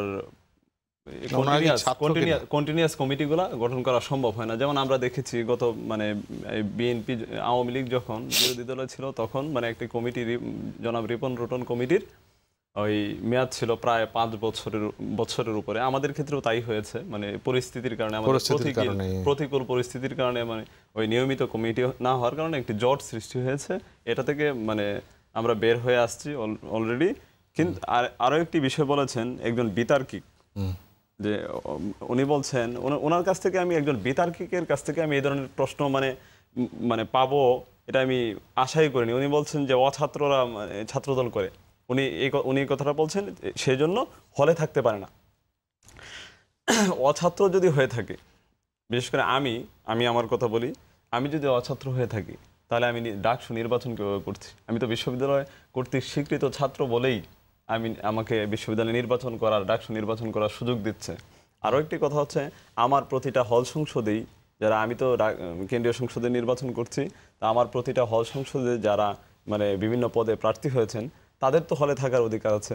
তারা তো মানে তারা হলে নেই, না, কোথাও নেই। একটি কর্মী পর্যন্ত থাকার কোনো সুযোগ নেই। শুধু ছাত্রদল নয়, বাম সংগঠনের রাজনীতির সাথে জড়িত যারা, তারাও হলে থাকতে পারে না। ইভেন আপনারা জানেন যে সাধারণ ছাত্র পরিষদ নামে একটি ইদানিং একটি ওই কোঠা আন্দোলনকে কেন্দ্র করে একটি সংগঠনের আবির্ভাব ঘটেছে। ওই সংগঠনের যারা নেতাকর্মী তারাও হলে থাকতে পারে না। তার সাক্ষ্য হচ্ছে ফারুক, সে আমার হলের ছোট ভাই। আর আমি ব্যক্তিগতভাবে, ফারুক কি হলে থাকেন? না, আমি হলে থাকি না। আচ্ছা, সেই সুযোগটা কেড়ে নেওয়া হয়েছে একদিক দিয়ে বলা গেলে। তো এই কোনো ধরনের ভিন্নমত ছাত্রলীগ ব্যতীত, ছাত্রলীগ শব্দটা ব্যতীত ভিন্নমত প্রকাশের কোনো সুযোগ নেই হলগুলোতে। ঢাকা বিশ্ববিদ্যালয়ের চিত্র কখনো এরকম ছিল না আমি যতটুকু জানি। আর স্বয়ং আরও একটি কথা বলেছেন যে শিক্ষক নিয়োগের যে বিষয়টা, যে এই মুক্তিযুদ্ধের সপক্ষে শক্তি, বাংলাদেশে মুক্তিযুদ্ধের বিপক্ষে শক্তি ছিল মানে ওই মুসলিমের কিছু ব্যক্তি। আর বাংলাদেশ জাতীয়তাবাদী ছাত্রদল হচ্ছে মধ্যপন্থায় বিশ্বাসী, নট বাম নট ডান।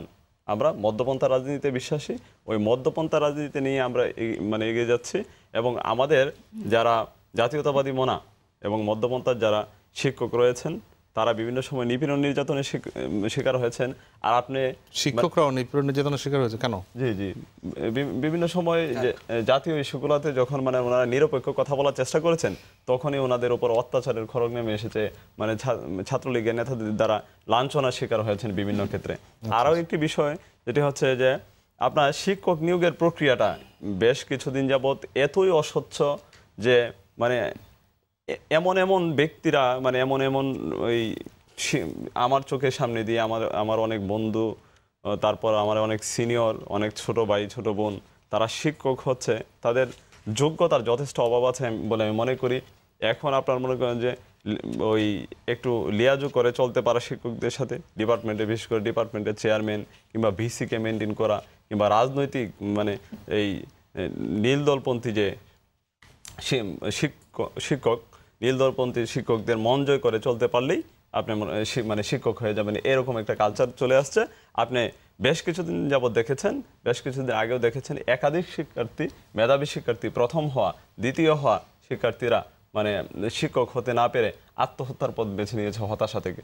এবং বিভিন্ন জায়গা সারা বাংলাদেশে আমি শুধু ডাকসুর প্রতিনিধি হচ্ছি বিষয়টা এরকম না, আমি যদি নির্বাচিত হই সারা বাংলাদেশে ছাত্র সমাজের অধিকার নিয়ে আমাকে কথা বলতে হবে। আমরা দেখেছি কিছুদিন পূর্বেও টাঙ্গাইলে ধনবাড়িতে, আমার ইনফরমেশন যদি ভুল না হয় ধনবাড়ি প্রবাবলি, ঠিক আছে, একজন মানে ওই বয়স এক্সপায়ার্ড হওয়ার কারণে 30-এর বেশি হওয়ার কারণে উনি মানে এই জবে ঢুকতে পারেননি, ওনার ওয়াইফ জব করেন, বাট আপনার তাকে ওই বয়স এক্সপায়ার্ডের কারণে তিনি হতাশা থেকে আত্মহত্যা করেছেন, আত্মহত্যার পথ বেছে নিয়েছেন। তো জবের সেক্টরটা পুরোপুরি দুর্নীতিগ্রস্ত একটা প্রক্রিয়া চলে গেছে জব সেক্টরটা। এখানে মানে দলীয়করণ বিষয়টা চরমভাবে, ছাত্রলীগ হলেই মানে এসআই হতে পারবে, কিংবা 10 লাখ টাকা দিলেই আপনার মানে কিংবা 15 লাখ টাকা দিলে 20 লাখ টাকা পর্যন্ত দিয়ে মানুষ মানে এই পুলিশে নিয়োগ নিচ্ছে। তারপর বিভিন্ন আমরা একটু ডাকসু নিয়ে কথা বলি, মনে হয় জবের ব্যাপারটা তো আলাদা, আমরা প্রায় আলোচনা করি অন্যান্য জায়গায়। জব তো ছাত্রদের একটা অধিকারের মধ্যে পড়ে, সেটা পরের পর্যায়ে, মানে এর পরের স্টেজ। আমরা একটু ডাকসু নির্বাচনে যে ডাকসু নির্বাচনে মানে আমরা হলগুলাতে দেখতে পাচ্ছি কি, হলগুলাতে মানে ছাত্রদের উপরে অত্যাচারের একটি খড়গ নেমে আসে ছাত্রলীগের দ্বারা। ছাত্রলীগের কর্মসূচিতে যদি অংশগ্রহণ না করে সাধারণ ছাত্রছাত্রীরা, বিশেষ করে ফার্স্ট ইয়ার এবং সেকেন্ড ইয়ারের মানে ছাত্রদের জীবন এত দুর্বিষহ যে মানে তাদের মানে ঠিক মতো মানে ঘুমাতে পারে না। ছাত্রলীগ যখন তখন আপনার মনে করেন যে ডেকে নিয়ে যায় প্রোগ্রাম ইসের জন্য, ওই প্রোগ্রামের জন্য আপনার ছাত্রলীগ এই ইভেন। আর শীতের রাতে একটি ছেলে, আমার ঠিক নামটা মনে নেই, ফারুক বলতে পারবে, তখন ওই যে সে হলে ছিল হয়তো, এই শীতের রাতে তাকে সারা রাত দাঁড় করিয়ে রেখে মানে নির্যাতন করা হয় এবং পরবর্তীতে সে নিউমোনিয়ায় ভুগে মৃত্যুবরণ করে। রাইট ফারুক? তো এরকম নির্যাতনের চিত্র বিভিন্নভাবে আমরা দেখতে পাচ্ছি। আর হলগুলোতে আবাসিক সংকটটা চরমে। বিশেষ করে আমি সলিমুল্লাহ মুসলিম হলের কথা বলবো, আমিও ওই হলে ছিলাম। বারান্দায় জীবনযাপন করতে হয় ঢাকা বিশ্ববিদ্যালয়ের ছাত্রছাত্রীদেরকে, আমি ভাবতেও পারি না। ঢাকা বিশ্ববিদ্যালয়ের ছাত্রীরা বারান্দায় আপনার শীতের রাতে কি মানে বিভৎস মানে বেদনার, এটা মানে প্রত্যেকটা ছাত্রছাত্রী স্বপ্ন নিয়ে ঢাকা বিশ্ববিদ্যালয়ে আসে, বাট দেখতে পাই কি আমি বারান্দায়, তখন তার স্বপ্নগুলো বারান্দায় মরে যায়। হলের অভাব আছে, সংকট আছে, হলের অভাব আছে, এবং ছাত্রলীগের বুড়িয়ে যাওয়া নেতারা হলে থাকছে, কিন্তু সাধারণ ফার্স্ট ইয়ার এবং সেকেন্ড ইয়ারের ছেলেরা থাকতে পারছে না, শুধু এই ধরনের লেজর বৃত্তিমূলক পলিটিক্সের কারণে। আর আমি এই অনেকগুলো ইস্যু তুলে আনছেন, আমি এগুলো নিয়ে একটু শয়নের মন্তব্য শুনবো। মাজারুল কবির শয়ন, ছাত্রলীগের ছাত্র বিষয়ক সম্পাদক। দেখুন, উনি অনেকগুলো প্রশ্ন এনেছেন যেগুলো ডাকসু শাসন যায় না। যেমন হচ্ছে উনি মধ্যপন্থা রাজনীতিতে বিশ্বাস করেন। মধ্যপন্থাটা কীরকম, যে মুক্তিযুদ্ধের প্রশ্ন হচ্ছে জিয়াউর রহমান স্বাধীনতার ঘোষক, আর মুক্তিযুদ্ধের বিপক্ষে হচ্ছে শিবিরের সাথে করে, শিবিরকে সাথে নিয়ে হচ্ছে রাজনীতি করেন। এটা হচ্ছে তাদের মধ্যপন্থা, তাদের জাতীয়তাবাদী রাজনীতির নমুনা। তিনি অনেকগুলো কথা বলছেন, নিয়োগের কথা বলেছেন। 10% বাংলাদেশে মিস্টার 10% কে, এটা বাংলাদেশের কাউকে বুঝিয়ে দিতে হবে না, সেটা সবাই জানে 10% কে। আর নিয়োগ পরীক্ষাগুলোর ক্ষেত্রে ঢাকা বিশ্ববিদ্যালয়ের প্রত্যেকটা শিক্ষার্থী জানায় যে বগুড়া সরকারি আজিজুল হক কলেজের এক ডিপার্টমেন্ট থেকে 30 জন হচ্ছে এসপি হয়ে যায়। আর ঢাকা বিশ্ববিদ্যালয়ের মানে সবগুলো ডিপার্টমেন্ট মিলে এতজন হতে পারে না। তো আসলে নিয়োগ পরীক্ষা জালিয়াতি কে করেছে, মহসিনুলের ছাদে বসে বিসিএস পরীক্ষার রিটেন কে দিয়েছে, সেটি ঢাকা বিশ্ববিদ্যালয়ের শিক্ষার্থীরা বলতে পারে। 2 নম্বর কথা হচ্ছে আবাসন সমস্যা, সেটি কোনো ছাত্র সংগঠন তৈরি করেনি, সেটি আমাদের বিশ্ববিদ্যালয়ের সমস্যা, সেটি আমাদের রাষ্ট্রের সমস্যা, সেটি আমাদের অবকাঠামোগত সমস্যা। আপনারা জানেন যে ঢাকা বিশ্ববিদ্যালয় অনেকগুলো সীমাবদ্ধতার মধ্য দিয়ে পরিচালিত হয়। একটি কারণ অবশ্যই ডাকসু, কিন্তু অন্যান্য অনেকগুলো কারণ রয়েছে।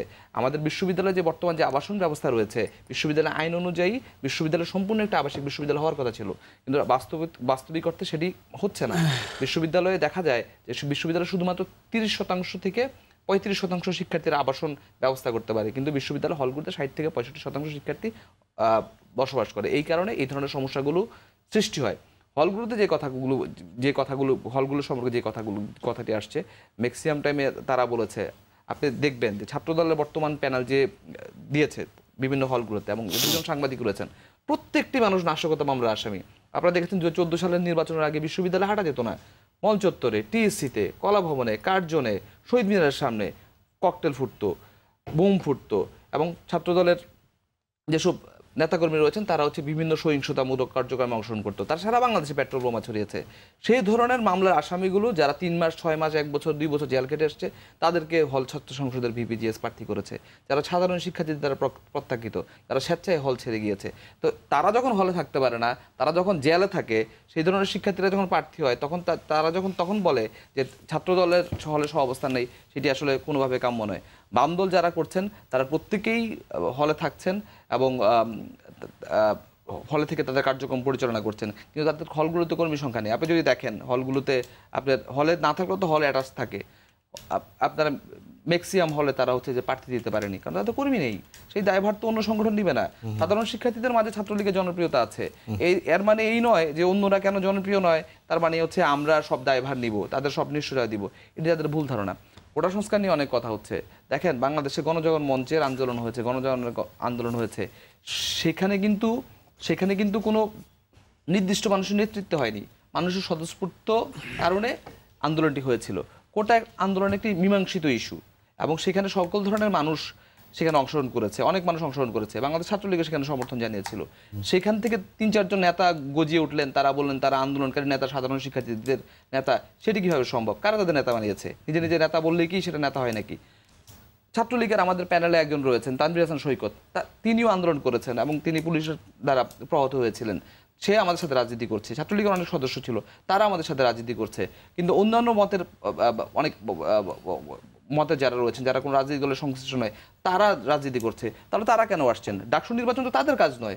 ডাকসু নির্বাচন ছাত্র সংগঠন যারা ক্যাম্পাসে প্রগতিশীল রাজনীতিক চর্চা করছেন, এটি তাদের কাজ।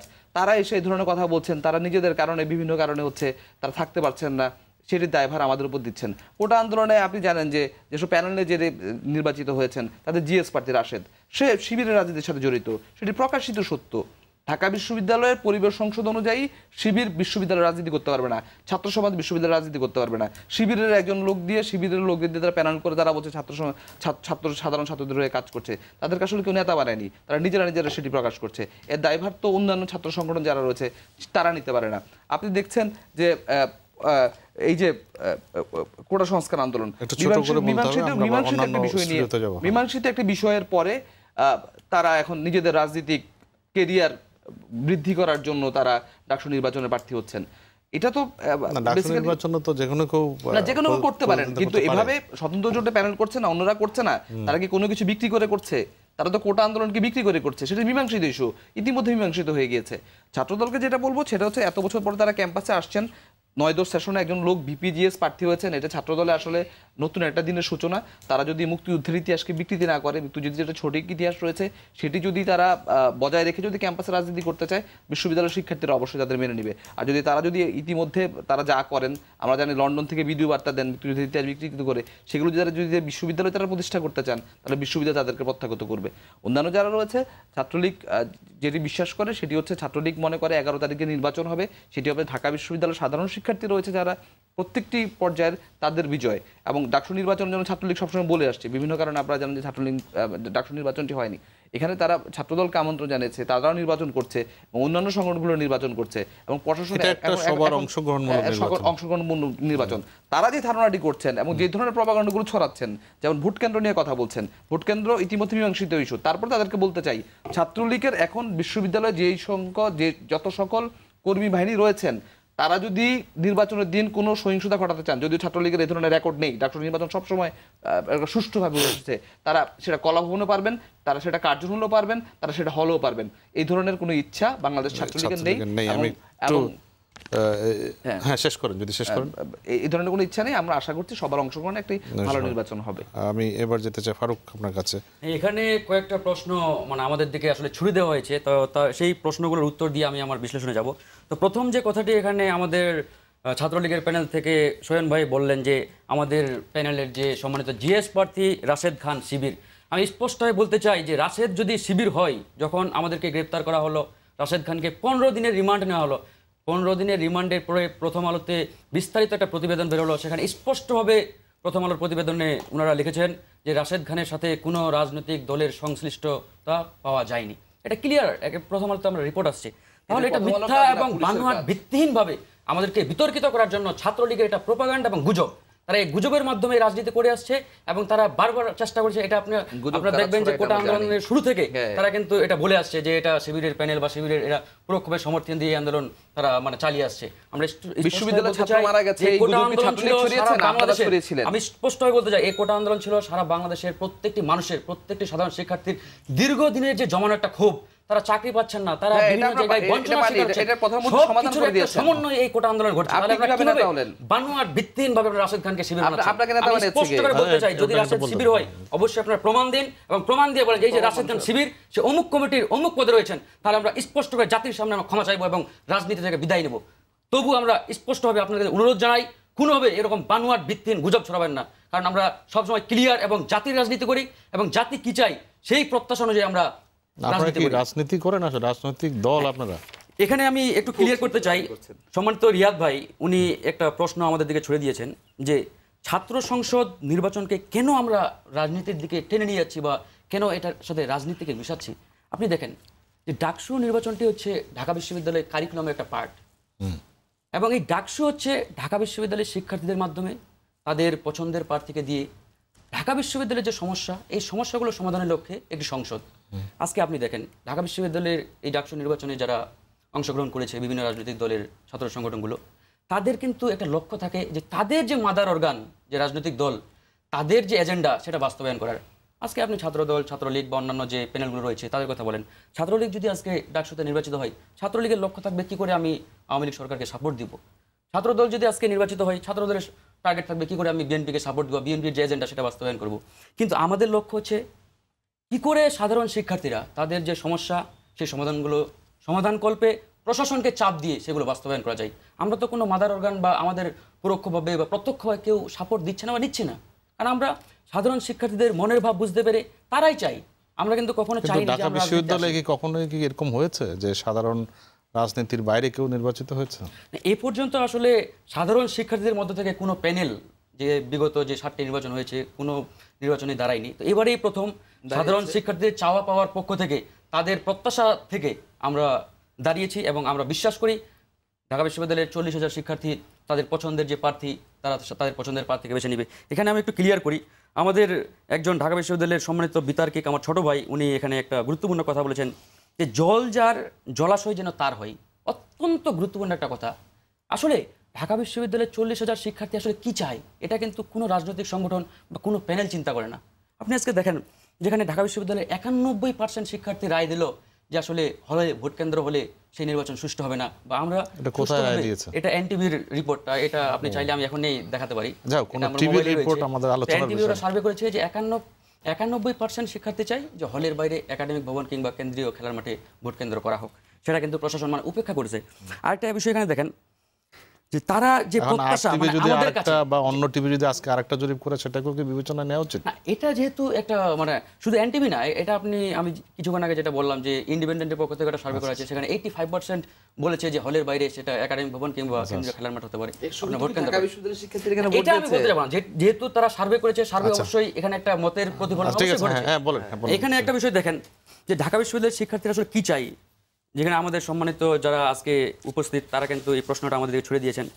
আমাদের এখানে একটা লক্ষ্য রয়েছে যে আমাদের প্যানেল থেকে যে লক্ষ্যটা লেজুর ভিত্তিক ছাত্র রাজনীতির বাইরে এসে যাতে আমরা সাধারণ শিক্ষার্থীদের হয়ে কাজ করতে পারি, তাদের মনের ভাষা তাদের চাওয়া পাওয়াটা বুঝতে পারি। আজকে দেখেন ঢাকা বিশ্ববিদ্যালয়ে যে ছাত্র সংগঠনের আধিপত্য, যেটা অলরেডি সবাই মোটামুটি বলেছে যে ছাত্রলীগের প্রোগ্রামে না গেলে একটি শিক্ষার্থীকে হল থেকে বের করে দেওয়া হয়, সে ছাত্রলীগের প্রোগ্রামে নিয়মিত না গেলে তাকে হলে একটা সিট দেওয়া হয় না।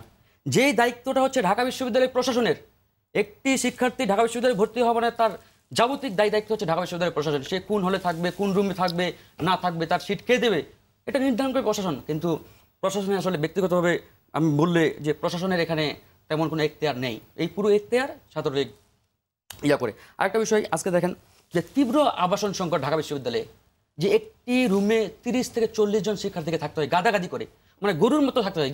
যেরকম গরুর গোয়ালে মানে একটি রুমে 40 জন গরু থাকে, ঠিক ঢাকা বিশ্ববিদ্যালয়ের একটি আবাসিক হলে একটি রুমে 30 থেকে 40 জন শিক্ষার্থীকে থাকতে হয়। এটা অত্যন্ত কষ্টের এবং বেদনাদায়ক। এখানে আমরা বলতে চাই যে ছাত্র সংগঠনের নেতারা কিন্তু একটি রুমে সেরকম বিলাসবহুল তারকা হোটেলের মতো তারা থাকে, অন্যদিকে সাধারণ শিক্ষার্থীরা একটি রুমে 40 জন শিক্ষার্থী গাদাগাদি করে থাকতে হয়। আরেকটা বিষয় এখানে আমি বলি যে হলের খাবারের মান আপনি যদি ঢাকা বিশ্ববিদ্যালয়ের হলগুলোতে গিয়ে থাকেন দেখবেন যে খাবারের মান অত্যন্ত নিচু মানের।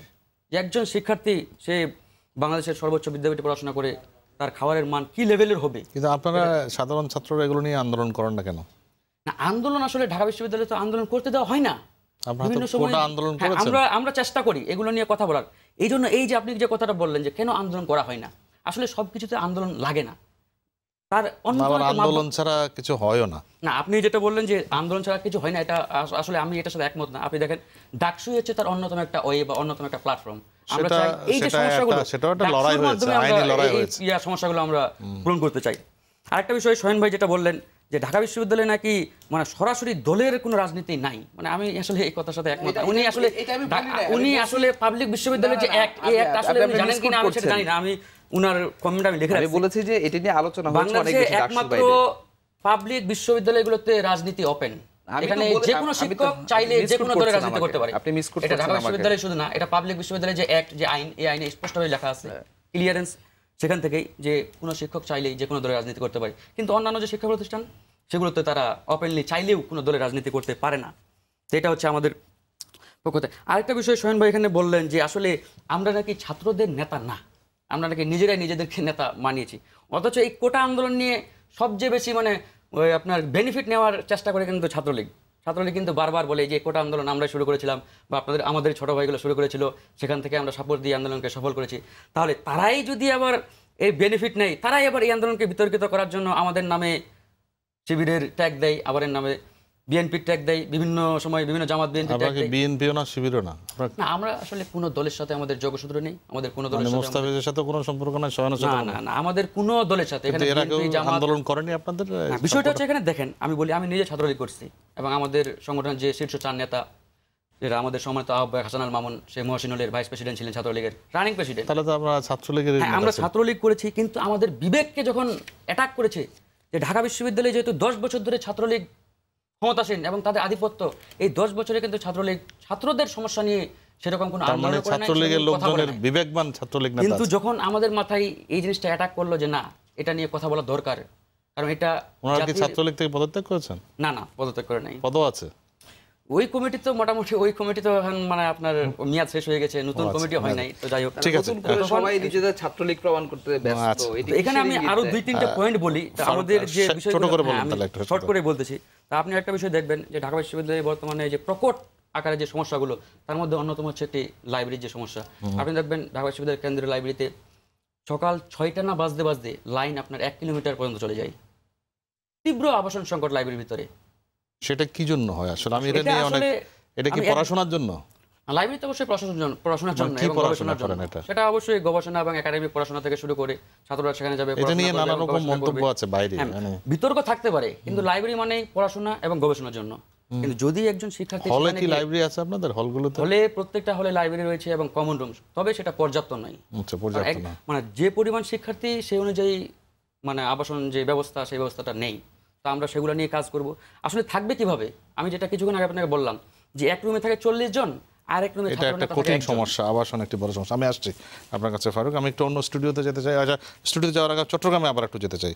আমাদের আলমগীর টিপু আছেন ছাত্রলীগের, চট্টগ্রাম বিশ্ববিদ্যালয়। চট্টগ্রাম বিশ্ববিদ্যালয়ের অবস্থাটা কি? আমরা যে ঘটনা শুনছি এখানে, ঢাকা বিশ্ববিদ্যালয়ের যে সমস্যা, চট্টগ্রাম বিশ্ববিদ্যালয়ের পরিস্থিতি কি এর চেয়ে ভালো না এরকমই?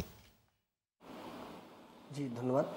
চট্টগ্রাম বিশ্ববিদ্যালয়ের পরিস্থিতি মোটামুটি, কারণ কথা হচ্ছে যে পরিমাণ চাওয়া শিক্ষার্থীদের, সেই পরিমাণ চাওয়া পূরণ করা বিশ্ববিদ্যালয়ের পড়াশোনার এখনও পর্যন্ত সেই প্রক্রিয়া এখনও আসেনি। যেটা আমাদের সোহেন ভাই বলেছেন যে বিশ্ববিদ্যালয়ে আপনার শিক্ষার্থীরা থাকতে পারছে আপনার 30% থেকে 35% সিটের মধ্যে, বাকিগুলো আরও অনেকগুলা সিটের মধ্যে ছেলেপেলেরা থাকতে পারছে না। তো এগুলো বিশ্ববিদ্যালয়ের প্রশাসন সমাধান করবে, রাষ্ট্র সমাধান করবে।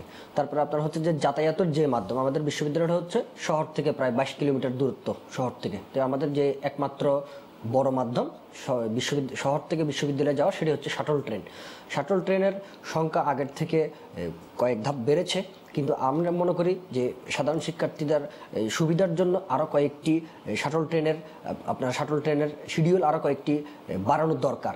এবং খাবারের মানের ক্ষেত্রেও ঠিক সেম, এই জিনিসগুলো বাড়ানো দরকার। বাড়ালে আপনার এই এগুলোর জন্য কথাই বলেছি আমরা, যা ছাত্রলীগ যারা আছি তারাই আমরা এই বিষয়গুলো নিয়ে অনেকবার কথা বলেছি বিশ্ববিদ্যালয় প্রশাসনের সাথে, যে এই বিষয়গুলো যাতে সাধারণ শিক্ষার্থীদের সুবিধার জন্য আমরা তো এই জিনিসগুলো বিশ্ববিদ্যালয় প্রশাসন আমাদেরকে দেয়, আমরা এই বিষয়গুলো কথা বলেছি। এরপরে আপনারা দেখেন যে বিশ্ববিদ্যালয়ে যে আমাদের দূরত্ব হওয়ার কারণে বিকালের পরে যে বিশ্ববিদ্যালয়ে যে পড়ালেখার যে পরিবেশ, যে আপনার মনে করেন যে এখানে চাইলে আরও অনেক ধরনের আপনার সান্ধ্যকালীন কোর্সগুলো চালু করা উচিত, যাতে মানে বিশ্ববিদ্যালয়ে একটা স্টুডেন্ট যখন আপনার মাস্টার্স পাস করে ফেলবে, সে যখন পরবর্তীতে চাইলে আরেকটি মাস্টার্স যাতে কোর্সে ভর্তি হতে পারে, আরেকটি কোর্স করতে পারে, এই বিষয়গুলো নিয়েও আমরা আসলে বিশ্ববিদ্যালয় প্রশাসনের সাথে কথা বলেছি। তো এখন সব মিলিয়ে হচ্ছে যখন একটা প্ল্যাটফর্ম পাওয়া যাবে, যে প্ল্যাটফর্মটি একটি জোর দিয়ে দাবি দিয়ে কথা বলতে পারবে, এরকম একটা প্ল্যাটফর্ম হচ্ছে ছাত্র সংসদ নির্বাচন। তো আমরা আশা করছি যে অতি দ্রুতই ঢাকা বিশ্ববিদ্যালয়ের প্রশাসনের মতো যে চট্টগ্রাম বিশ্ববিদ্যালয়ের প্রশাসনও আমাদের যে চাকসু নির্বাচনটা অতি দ্রুত আমাদের জন্য। টিপু, আপনাকে একটু করতে চাই যে চাকসুর ব্যাপারে কোনো তৎপরতা কি আছে প্রশাসনের, চট্টগ্রাম বিশ্ববিদ্যালয় প্রশাসনের কোনো উদ্যোগ বা তারা সেরকম কোনো তাগিদ অনুভব করছেন? না, এখনো পর্যন্ত আমরা কোনো তাগিদ অনুভব করিনি, যদিও বা সেটা আমরা অনেক আগে থেকেই আমরা বলে আসছি, এখনো পর্যন্ত কোনো আমরা তাগিদ দেখি না বিশ্ববিদ্যালয় প্রশাসনের। আচ্ছা, তারা কোনো উদ্যোগ নেননি এখনো পর্যন্ত? না, এখনো পর্যন্ত কোনো ধরনের উদ্যোগ নেয়নি। আচ্ছা, এমনি কি বিশ্ববিদ্যালয় প্রশাসন বা সরকারের থেকেও বা প্রশাসনের বা বিশ্ববিদ্যালয়ে যারা দেখভাল করেন তারা বিষয় নিয়ে চিন্তা ভাবনা করছেন কিনা আপনারা জানেন কিছু বা আদৌ? এখনো পর্যন্ত অফিসিয়ালি আমরা এখনো পর্যন্ত কোনো ধরনের নির্দেশনা বা আপনার কোনো ধরনের কার্যক্রম দেখিনি, সেজন্য আমরা এখনো পর্যন্ত বলতে পারছি না। তবে আমরা ছাত্রলীগের পক্ষ থেকে সাধারণ শিক্ষার্থীদের সাথে নিয়েই আমরা বিভিন্নভাবে বলার চেষ্টা করেছি যে ছাত্র সংসদ নির্বাচন হওয়া চাই। আচ্ছা, ধন্যবাদ টিপু, আপনাকে ধন্যবাদ। আমি আবার একটু আমাদের অন্য স্টুডিওতে যেতে চাই, যেখানে 4 জন তরুণ বন্ধু আছে। আবার একটু মানব জমিনের স্টাফ রিপোর্টার রুদ্র মিজানের কাছে যেতে চাই। রুদ্র, আপনি এতক্ষণ আলোচনা শুনছিলেন, কি মনে হচ্ছে আপনার কাছে? ধন্যবাদ দাদা। আমি এতক্ষণ আমাদের এই আলোচনা শুনছিলাম, কিন্তু আলোচনা শুনে আমি কিছুটা হতাশও বলতে পারেন। কারণ আমাদের এই নেতাদের মধ্যে যারা ডাকসু নির্বাচনে প্রতিদ্বন্দ্বিতা করবেন, তাদের মাঝে আমরা এমন নেতৃত্ব চাই যারা আমাদের দেশের যে বর্তমান রাজনৈতিক প্রেক্ষাপট সেখানেও পজিটিভ ইতিবাচক ভূমিকা পালন করবেন। কিন্তু দেখা যাচ্ছে তারা রাজনৈতিক দলগুলোর মতোই কাদা ছোড়াছুড়ি নিয়ে ব্যস্ত, তারা একে অন্যকে নানা ধরনের অভিযোগ করছেন। এটা মোটেও আমাদের কাছে প্রত্যাশিত না। আমরা ডাকসুকে কিভাবে দেখি? ডাকসু হচ্ছে 52-র ভাষা আন্দোলন, 69-এর গণ অভ্যুত্থান, 71-এর মহান মুক্তিযুদ্ধ, এমনকি স্বৈরাচার বিরোধী আন্দোলনে এই ডাকসুর ভূমিকা ছিল অত্যন্ত গুরুত্বপূর্ণ। ডাকসুর নেতৃবৃন্দ সেভাবেই দেশের মানুষকে এগিয়ে নিয়ে যাবেন, আগামী দিনে আমাদের নেতৃত্ব দিবেন, এটা আমরা তাদের কাছে প্রত্যাশা করি। আজকে বলা হচ্ছে যে হলে সরকার দলীয় ছাত্র সংগঠন ছাড়া অন্যদেরকে হলে বিভিন্নভাবে নির্যাতন করা হয় বলে অভিযোগ করা হয়েছে এখানে। সেটা আমি বলতে চাই যে অতীতেও এরকম ছিল, আজকে যে শুধু অত্যাচার করা হচ্ছে তা না। কারণ 90 থেকে শুরু করে গত 28 বছরে কেন ডাকসু নির্বাচন হয়নি?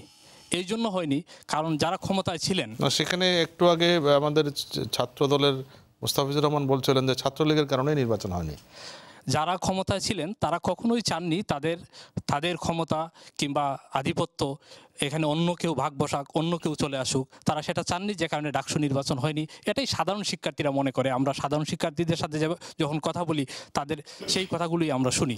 আমি যেটা বলতে চাই যে আজকে ছাত্রদল বা অন্যান্য সংগঠন নির্বাচনে অংশ নিয়েছে, কিন্তু আমাদের এখানে যিনি উপস্থিত আছেন ফারুক, তিনিও হলে থাকতে পারছেন না। এটা অত্যন্ত দুঃখের বিষয়। এই সহাবস্থান আগে নিশ্চিত করা উচিত ছিল যারা এই নির্বাচন আয়োজন করেছেন, কারণ আমরা একটি সুষ্ঠু নির্বাচন দেখতে চাই। এবং এইখানে যে অভিযোগ করা হয়েছে যে মামলা সংক্রান্ত বিষয়ে এবং স্বাধীনতা বিরোধী ছাত্র সংগঠনের সাথে সম্পৃক্ততার যে অভিযোগ এসেছে এবং আমাদের ফারুক সেই অভিযোগ অস্বীকার করেছেন। আমি বলতে চাই এই সব কাদা ছুড়াছুড়ি মূলত আমাদের রাজনৈতিক যে অনভিপ্রেত পরিবেশ, অপ্রত্যাশিত পরিবেশ, সেটাই আমরা দেখতে পাচ্ছি এই ছাত্রনেতাদের মধ্যে। সেটা মোটেও আমাদের কাছে কাঙ্ক্ষিত নয়। খাবারের মান, ছাত্রদের নানা সমস্যা, এইসব নিয়ে ছাত্ররা কথা বলবেন, আবাসন সমস্যা নিয়ে ছাত্ররা কথা বলবেন, ডাকসু ছাত্রদের সমস্যা সমাধানে ভূমিকা পালন করবেন। আমি আরেকটা বিষয় বলতে চাই, আজকে এই ডাকসু নির্বাচনে যারা ওই রেগুলার ছাত্র তারাই শুধু ভোটার, কিন্তু যেখানে মাস্টার্সের যারা ছাত্র যেমন তারা এখন এই ডাকসু নির্বাচনে ভোট দিতে পারবেন না বা ভোটার নন। অথচ অতীতে আমরা দেখেছি, যেমন উদাহরণ হিসেবে বলতে পারি মাহমুদুর রহমান মান্না, তিনি চট্টগ্রাম বিশ্ববিদ্যালয় থেকে এসে ঢাকা বিশ্ববিদ্যালয়ে ভর্তি হয়েছিলেন, সেখানে তিনি ভিপি নির্বাচিত হয়েছিলেন পরপর 2টি নির্বাচনে। এখন বলতে চাই যে মাস্টার্সে ভর্তি হয়ে তিনি যখন অতীতে ভিপি হয়েছিলেন সেটা হঠাৎ করে কেন বাতিল করা হলো, কোন আইনে সেটা বাতিল করা হলো, কেন এই রেগুলার বা যারা রেগুলার স্টুডেন্ট না তারা কেন এখানে ভোটার হতে পারছেন না, তারা কেন এই নির্বাচনে অংশ নিতে পারছেন না, এটা আমি কর্তৃপক্ষের কাছে জানতে চাইবো। যদিও এখানে কর্তৃপক্ষ কেউ নেই, এখানে কর্তৃপক্ষের কেউ নেই, ফলে এইসব বিষয় নিয়ে বলে জবাব দেওয়ার মতো কারো ইয়ে নেই। আমি রুদ্র আপনাকে ধন্যবাদ জানাচ্ছি। আমি একটু রিয়াদের কাছ থেকে আসতে চাই, আজকালের খবরের সিনিয়র রিপোর্টার রিয়াদ। আপনার কি কোনো মন্তব্য? আপনার বিষয়ে অনেক কথা আসছে এখানে, যদি সেগুলোর জবাব দেন ছোট করে, এবং একটু যদি কোনো প্রশ্ন মন্তব্য করতে চান সেটা করতে পারেন আপনি। ধন্যবাদ দাদা। বিষয় হলো যে আমাদের আসন্ন ডাকসু নির্বাচনে প্রতিদ্বন্দ্বীদের কাছ থেকে আমরা অনেক গুরুত্বপূর্ণ আলোচনা শুনছিলাম এতক্ষণ যাবৎ, ভালো লাগছিল। তাদের রাজনৈতিক বিষয়গুলো যদি বাদ দিই, যদি তাদের মূলত তাদের কথার যে সারাংশ যদি আমরা একটু আলোচনা করি, তাদের সবাই কিন্তু একই কথা বলেছেন, ছাত্রদের সমস্যা আছে, বিশ্ববিদ্যালয়ে অনেক সমস্যা, প্রত্যক্ষ এবং পরোক্ষ অনেক সমস্যার কথা তারা কিন্তু আমাদের সামনে উপস্থাপন করেছেন। তো সেই বিষয়গুলোর কারণেই কিন্তু আজকে ছাত্র সংসদ নির্বাচনের দাবিটা আসছে। আজকে ডাকসু নির্বাচন না, শুধু সারা বাংলাদেশের যত বিশ্ববিদ্যালয় আছে, যত কলেজ আছে, সেখানে এই নির্বাচনগুলো বন্ধ হওয়ার কারণেই কিন্তু আজকে দীর্ঘদিন মানে সমস্যাটা আজকে এমন এক পর্যায়ে পৌঁছায় গেছে যেখানে আজকে সাধারণ ছাত্রছাত্রীরা একটা অনিরাপদ অবস্থার ভিতরে অবস্থান করতেছে। তো সেক্ষেত্রে এটা অবশ্যই ইতিবাচক দিক। আমরা 28 বছর পরে আমি নিজেকে ভাগ্যবান মনে করছি, এবং আমরা যারা এখানে আজকে প্রতিদ্বন্দ্বিতা করছেন নিঃসন্দেহে তারা অনেক ভাগ্যবান যে 28 বছর পরে একটা চমৎকার একটা নির্বাচনের দিকে ঢাকা বিশ্ববিদ্যালয় কর্তৃপক্ষ এবং এর সাথে যারা সংশ্লিষ্ট তাদেরকে আমি নিজে ধন্যবাদ জানাচ্ছি। এই কারণে এতদিন পরে তারা একটা সুন্দর আয়োজন করেছেন, এবং সকলে ভাগ্যবান যে তারা একটা সুন্দর নির্বাচনে অংশগ্রহণ করার মতন একটা সুযোগ পাচ্ছেন। কারণ তাদের বড় 28 বছর তো এই সুযোগটাও পায়নি কেউ। না, এটা তো অনেক বড় বিষয়। 28 বছর অনেকে মানে আশা করেছিল নির্বাচন হবে, তাদের ভাগ্য কিন্তু এটা জুটেনি। এবং আমি এটা মনে করবো যে না, এই নির্বাচনটাকে আমরা মানে অবশ্যই মানে আমরা যারা কন্টিনিউ করি আগামী বাংলাদেশে 28 বছর না, 100 বছর জন্য ডাকসু নির্বাচন এবং অন্যান্য বিশ্ববিদ্যালয়ের নির্বাচনগুলো যেন কন্টিনিউ হয়। কারণ আমাদের আজকে অনেক সংকট, বিশেষ করে আমরা যদিও রাজনৈতিক কথা আমরা আলোচনা আনতে চাই না, তারপরেও প্রত্যক্ষ বা পরোক্ষভাবে হোক না কেন আমাদের আজকে নেতারাই কিন্তু আগামী নেতারা সংসদ সদস্য। আমার একটা কথা বলতে চাই যে তারা যে কথাগুলো অনেকে আলোচনা করছেন না, জাতীয় অনেক ইস্যু আছে যেগুলো যে ভাবনাগুলো সংসদ সদস্যরা করবেন, তারা তো আছেন এই জাতীয় ইস্যুগুলো নিয়ে আলোচনা করা, তারা সংসদ আছে সেখানে কথা বলতে পারবেন। ছাত্রদের তো এই নিয়ে এত বেশি মাথা ব্যথার কোনো কারণ নাই। আমরা যদি যেমন মুস্তাফিজ বলছিলেন যে ছাত্র অধিকার আন্দোলন, হ্যাঁ আপনারা এটাই ছাত্রদের অধিকার নিয়ে আন্দোলনের বিষয়ে আমাদের কথা, আমাদের ভাবনা, আমাদের প্রত্যাশার জায়গায় ওই জায়গাটা।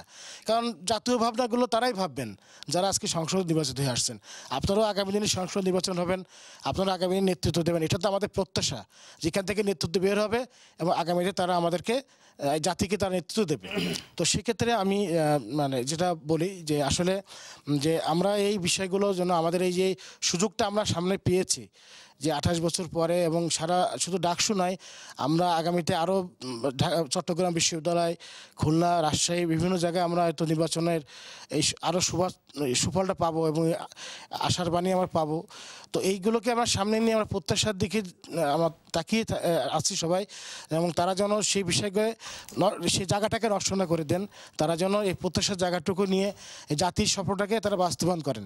তারা যেন আমার জাতি সবাই তাকিয়ে আছে ডাকসু নির্বাচনের দিকে, তারা যেন সহাবস্থানের মাধ্যমে সুশৃঙ্খলভাবে আমরা একটা সুন্দর নির্বাচন 11শে মার্চে আমরা পাই, এটা আমাদের সবচেয়ে বড় আশা। আচ্ছা, ধন্যবাদ রিয়াদ। আমরা তরুণ শিক্ষার্থী ঢাকা বিশ্ববিদ্যালয়ের আছেন আব্দুল্লাল মাহমুদ, আপনি যদি কোনো মন্তব্য বা প্রশ্ন করতে চান করতে পারেন। ধন্যবাদ দাদা। আমি যেটা মনে করছি, আমাকে বেশ কয়েকটি প্রশ্ন করা হয়েছে, বিশেষ করে মোস্তাফিজ ভাই একটি আমার বিতার্কিক হিসেবে যৌক্তিকতার প্রশ্ন তুলেছেন, খুব ভালো। আমি সেটার একটু ব্যাখ্যাটা দিব। তিনি যেটা বললেন যে ক্যাম্পাসে সহাবস্থান নেই কিংবা এই জাতীয় ব্যাপারগুলো, আমি একটা উদাহরণ দিই যে আপনি যখন ম্যাথমেটিক্সে বা গণিতে একটা ইকুয়েশনের প্রথমেই ভুল করে বসেন, পরের লাইনে আপনি কিন্তু শুদ্ধ অ্যান্সার মানে চাইতেই পারেন না। এটা আমি ব্যাপারটা একটু ব্যাখ্যা করি যে 91 থেকে 96 বিএনপি ছিল, 2001 থেকে 2006 বিএনপি ছিল, আবার 96 থেকে 2001 আওয়ামী লীগ ছিল, আবার 2009 থেকে 2014 আওয়ামী লীগ ছিল। এখন এই যে প্রত্যেকটা জায়গায় ডাকসু না দেয়া এবং ক্যাম্পাসে সহাবস্থান না থাকা, এগুলো নিয়ে কিন্তু বারবার কথা হয়েছে, তারপর কিন্তু কোনো সুরাহা হয়নি। এখন তারপরও 28 বছর পরে আজকে বর্তমানে ছাত্রলীগ কিংবা দেশনেত্রী শেখ হাসিনা যেটা করেছেন, যে ডাকসু নির্বাচনটা দিয়েছেন, সেক্ষেত্রে এখনও আপনাদের ক্যাম্পাসে সহাবস্থান রয়েছে, আগের চেয়ে বেটার রয়েছে। যেমন আমি লাস্ট একটি কথা বলেছি যে ডাকসুর সামনে কিন্তু এখন ছাত্রদলের ব্যানার আছে এবং সেটা ছাত্রলীগ এখনও রেখেছে, কোনো ছিঁড়ে ফেলেনি কিংবা আগুন লাগিয়ে পুড়িয়ে দেয়নি, যেটা আমরা পূর্ববর্তী ছাত্রলীগের সময় দেখেছি, ছাত্র দলের সময় দেখেছি। কিন্তু বর্তমানে যে পরিস্থিতিটা চেঞ্জ হয়েছে এবং আমি মনে করছি বিশ্ববিদ্যালয় এখন সহাবস্থান মোটামুটি আছে। এরপর আবাসন সংকটের কথা বলছিলেন তিনি এবং একচেটিয়াভাবে ছাত্রলীগকে দায়ী করে যাচ্ছিলেন। আমি সেম ব্যাপারটা বিগত সময়ের ছাত্রদলকে করতে পারি, কারণ এটা আসলে কোনো দলের প্রবলেমস না, এটা কোনো রাজনীতির প্রবলেম না। কারণ হচ্ছে আমি যদি বলি বিশ্ববিদ্যালয়ে এখন 37,354 জন বিশ্ববিদ্যালয়ের রেগুলার স্টুডেন্ট আছেন, সেই জায়গায় বিশ্ববিদ্যালয় হল আছে 19টি, যার মধ্যে একটি আইবিএ হোস্টেল, এটা যদি বাদ দিয়ে আমি 18টির মধ্যে 13টি হচ্ছে ছাত্রদের হল আর 5টি হচ্ছে আপনার মেয়েদের হল। এক্ষেত্রে দেখা যাচ্ছে 13টি ছাত্রদের হলে থাকার জন্য অ্যালট দেওয়া হচ্ছে প্রায় 26,000 সামথিং স্টুডেন্টকে। তাহলে প্রত্যেকটা হলে গড়ে 2,000-এর চেয়েও বেশি স্টুডেন্ট দেওয়া হচ্ছে অ্যালট। আমার বিজয় একাত্তর হলের কথা বলি, আমি হলে থাকি বিজয় একাত্তর হলে, যেই হলে প্রত্যেকটা ব্যাচ থেকে 800 জন করে প্রায় অ্যালট দেওয়া হচ্ছে এবং সেটা 5টা ব্যাচ মিলে প্রায় 4,000, কিন্তু হলের সর্বোচ্চ ধারণ ক্ষমতা হচ্ছে 2,000। বাকি 2,000 স্টুডেন্ট কোথায় যাবে? তাহলে এরা বাধ্য হয়ে হলে থাকছে, হলে গণরুমের শিকার হচ্ছে। এটা বিএনপির সময় হয়েছিল, মানে এই যে ছাত্র দলের সময় হয়েছিল যখন তারা ক্যাম্পাসে কন্ট্রোল করতো, এটা পূর্ববর্তী ছাত্র ইউনিয়ন কিংবা এই যে যারা ছিল ছাত্রলীগের সময়ও হচ্ছে। সো আমার কথা হচ্ছে এই যে নির্বাচনী সংস্কৃতি কিংবা আমাদের যে ক্যাম্পাস সংস্কৃতিটা, সেটা চেঞ্জ না করে আপনি মানে একচেটিয়াভাবে একটা দলকে ব্লেম করে যাচ্ছেন, সেটা আমার মনে হয় না সম্ভব হবে। লাস্টে শরণ ভাই একটা কথা বললেন যে কোটা আন্দোলন যারা প্রার্থী দিয়েছে তাদের ভ্যালিডিটি আছে কিনা, যে ক্যাম্পাসে তারা তো কোনো রাজনৈতিক দল করে না। আমি তাকে একটা কথা বলতে চাই, বিতার্কিক মানুষ, ইভেন আমার ভ্যালিডিটির প্রসঙ্গে কথা বলিনি, আমি বলেছি উনি যেটা বলেছেন যে ওনারা তো কোনো রাজনৈতিক দল করে না, সো উনি রাজনীতির আমি এটাই বলেছি, আমি বলেছি তারা রাজনৈতিক এজেন্ডা বাস্তবায়ন করার জন্য নির্বাচনটি করছেন, তারা অন্য কোনো প্ল্যাটফর্ম থেকে স্বতন্ত্র কেউ করতে পারেন, বাট কোটা আন্দোলনকারী হিসাবে আবার মানে নির্বাচন অংশগ্রহণ করা সেটি ভিন্ন বিষয়। স্বতন্ত্র হিসাবে যে কেউ করতে পারেন, সাংবাদিক সমিতির সাংবাদিকরা পর্যন্ত নির্বাচন করছেন, সেটি ভিন্ন বিষয়। এখানে আমি বলি, আসলে এখানে কোটা আন্দোলনকারী হিসাবে আমরা অংশগ্রহণ করছি না। এখানে আমাদের যে প্ল্যাটফর্ম, আমাদের যে সংগঠন বাংলাদেশ সাধারণ ছাত্র অধিকার সংরক্ষণ পরিষদ, এই ব্যানারে আমরা কথা বলছেন বারবার কোটা, কিন্তু বিষয় না এখানে যেহেতু আপনি কোটা নিয়ে কথা বলছেন, আমি একটু ব্যাখ্যাটা দিচ্ছি।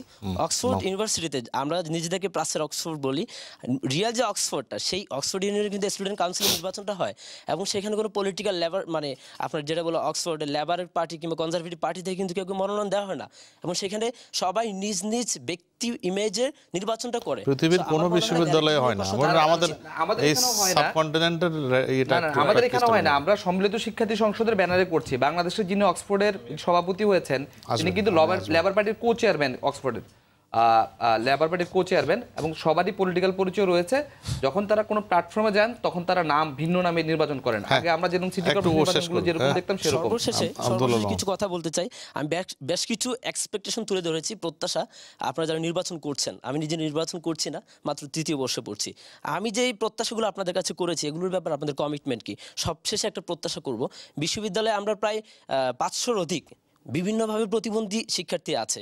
তাদের কিন্তু দেখেন আপনি, শয়ন ভাই কিন্তু টিএসসি ভিত্তিক সংগঠনগুলোর বেশ একজন আইডল ব্যক্তি বলা চলেন, তিনি টিএসসি ভিত্তিক সংগঠনগুলোর সাথে থাকেন। এখন এই যে বিশ্ববিদ্যালয়ের টিএসসি ভিত্তিক 22টি সংগঠন আছে, তার মধ্যে অনেকের সবার ক্লাব আছে, বিশ্ববিদ্যালয়ের প্রতিবন্ধীদের বসার কোনো ক্লাব নেই এবং এটা নিয়ে কোনো দলই কোনো সময় চিন্তা করেনি। আমি যে প্রতিবন্ধীদের নিয়ে কাজ করি এবং সেই জায়গা থেকে আমি বলতে পারি আমরা কিন্তু চিবল সাংমা নামে একজন প্রতিবন্ধীকে এবার মনোনয়ন দিয়েছি এবং প্রতিবন্ধীদের জন্য কি কাজ করা যায় সেটি আমাদের ম্যানিফেস্টো থাকবে। আমি বলতে চাচ্ছি মনোনয়ন না, মনোনয়নটা তো দিচ্ছেন আপনারা, অবশ্যই সেটা ভালো করেছেন। এবং আমি manifesto বলতে চাচ্ছি থাকবে আমাদের। আজকে প্রায় 28 বছর ডাকসু না হওয়ার পর আপনারাও ছিলেন, ছাত্র দলও ছিল, কখনো এটা ফিল হয়নি যে প্রতিবন্ধীদের জন্য একটা স্লট দেওয়া উচিত, তারা যেন বসতে পারে, একটা অফিস দেওয়া উচিত, এটা পর্যন্ত ওরা চিন্তা করেনি। সো আমার প্রশ্ন থাকবে, ওরা এই ব্যাপারগুলো কিভাবে ভাবছেন? খাবার নিয়ে সংকট, এগুলো কিভাবে ভাবছেন? খাবারের মান নিয়ে কথা উঠছে, সেটা কিভাবে ভাবছেন? বিশ্ববিদ্যালয়ের রিসার্চের কথা নিয়ে উঠছে, সেই রিসার্চ নিয়ে তারা কি ভাবছেন, কি চিন্তা করছেন? যানজট নিয়ে কথা হচ্ছে, মিনি গুলিস্তান বলা হচ্ছে, তারা সেটা নিয়ে কি ভাবছেন? প্রতিবন্ধীদের নিয়ে কথা হচ্ছে, প্রতিবন্ধীরা বসার কোনো জায়গা পাচ্ছেন না, তারা সুন্দরভাবে নিজেদের কথাগুলো বলার জায়গা পাচ্ছেন না, তারা সেগুলো নিয়ে কি ভাবছেন? আমরা আশা করি এগুলো খুবই গুরুত্বপূর্ণ ইস্যু, এবং নিশ্চয়ই আমরা এই বিষয়গুলো নিয়ে তিনজনের মতামত চাই। আর যদি কিছু থাকে, যদি ছোট করে বলেন। চাচ্ছিলাম তাদের সর্বশেষে আমি একটাই বিষয় চাইবো, আপনারা আমাদের ভোটে নির্বাচিত হবেন, দিন শেষে যেন আবার যেটা শুরুতে কথা বলেছি, আপনারা আমাদেরই যেন হন, আপনারা কোনো রাজনৈতিক দলের হয় যেন ম্যান্ডেটগুলো বাস্তবায়ন না করেন। বিশ্ববিদ্যালয়ে আপনারা যারা ছাত্র দলের এসেছেন, আপনার ছাত্রলীগের আছেন, শয়ন ভাই আছেন, তারপর হচ্ছে আপনার এই ফারুক ভাই আছেন, আমি একটাই প্রত্যাশা রাখবো, দিন শেষে আমরা বিশ্ববিদ্যালয়ের শিক্ষার্থীরা আপনাদেরকে পার্সোনাল ইমেজের কারণে কিন্তু ভোট দিব। সো এই পার্সোনাল ইমেজটা ধরে রাখার জন্য সামনের যে 1 বছর আপনারা যেটা থাকবেন, সে 1 বছর জন্য বিশ্ববিদ্যালয়ের শিক্ষার্থীদের কাজ করেন। ধন্যবাদ, ধন্যবাদ মাহমুদ। আমি একটু আসবো স্বদেশ মণ্ডলের কাছে, আরেকজন আছেন, আমি আসছি, এরপরেই আপনার কাছে আসবো। আরেকজন ঢাকা বিশ্ববিদ্যালয়ের শিক্ষার্থী এবং বিতার্কিক স্বদেশ মণ্ডল। ধন্যবাদ শ্যামল স্যারকে।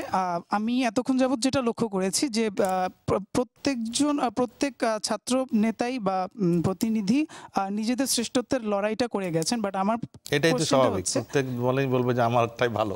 জি, আমার কোশ্চেনটা হচ্ছে ডাকসুর গঠনতন্ত্রের দ্বিতীয় অধ্যায় লক্ষ্য উদ্দেশ্যের 4টি উপধারার কথা বলা হয়েছে। সেই 4টি উপধারার আমি সংক্ষেপে বলছি। প্রথমটি হচ্ছে বুদ্ধিবৃত্তিক সহযোগিতায় উৎসাহিত করা ছাত্রদেরকে, যেটা লাইব্রেরি যেটার সাথে যেতে পারে, ফারুক ভাই যেটা প্রথমে শেষের দিকে বলেছিলেন, যদিও পরবর্তীতে এড়িয়ে গেছেন। দ্বিতীয়টি হচ্ছে প্রাতিষ্ঠানিক ও প্রাতিষ্ঠানিক বহির্ভূত সর্বোচ্চ সুবিধা নিশ্চিতকরণ বা এই লক্ষ্যে কাজ করা। তৃতীয়টি হচ্ছে প্রকৃত নাগরিক ও নাগরিকের মধ্যে নেতৃত্ব গড়তে বিশ্ববিদ্যালয়ের সাধারণ শিক্ষার্থীদেরকে প্রস্তুতকরণ। ও শেষেরটি হচ্ছে ঢাকা বিশ্ববিদ্যালয় ও তার উপাদান কলেজ সমূহ ও দেশি বিদেশি বিশ্ববিদ্যালয় সাংস্কৃতিক ও বুদ্ধিবৃত্তিক সহযোগিতা উৎসাহিত করা। আমার প্রশ্ন হচ্ছে, এই 4টি গুরুত্বপূর্ণ উপধারা, এগুলো বাস্তবায়নের কাজ কিন্তু ডাকসুতে যারা নির্বাচিত হবে তাদেরই। এই 4টি উপধারা নিয়ে তারা নির্দিষ্ট করে কিছু বলেননি কেন? আচ্ছা, ধন্যবাদ। আচ্ছা, ধন্যবাদ স্বদেশ, আপনাকে ধন্যবাদ।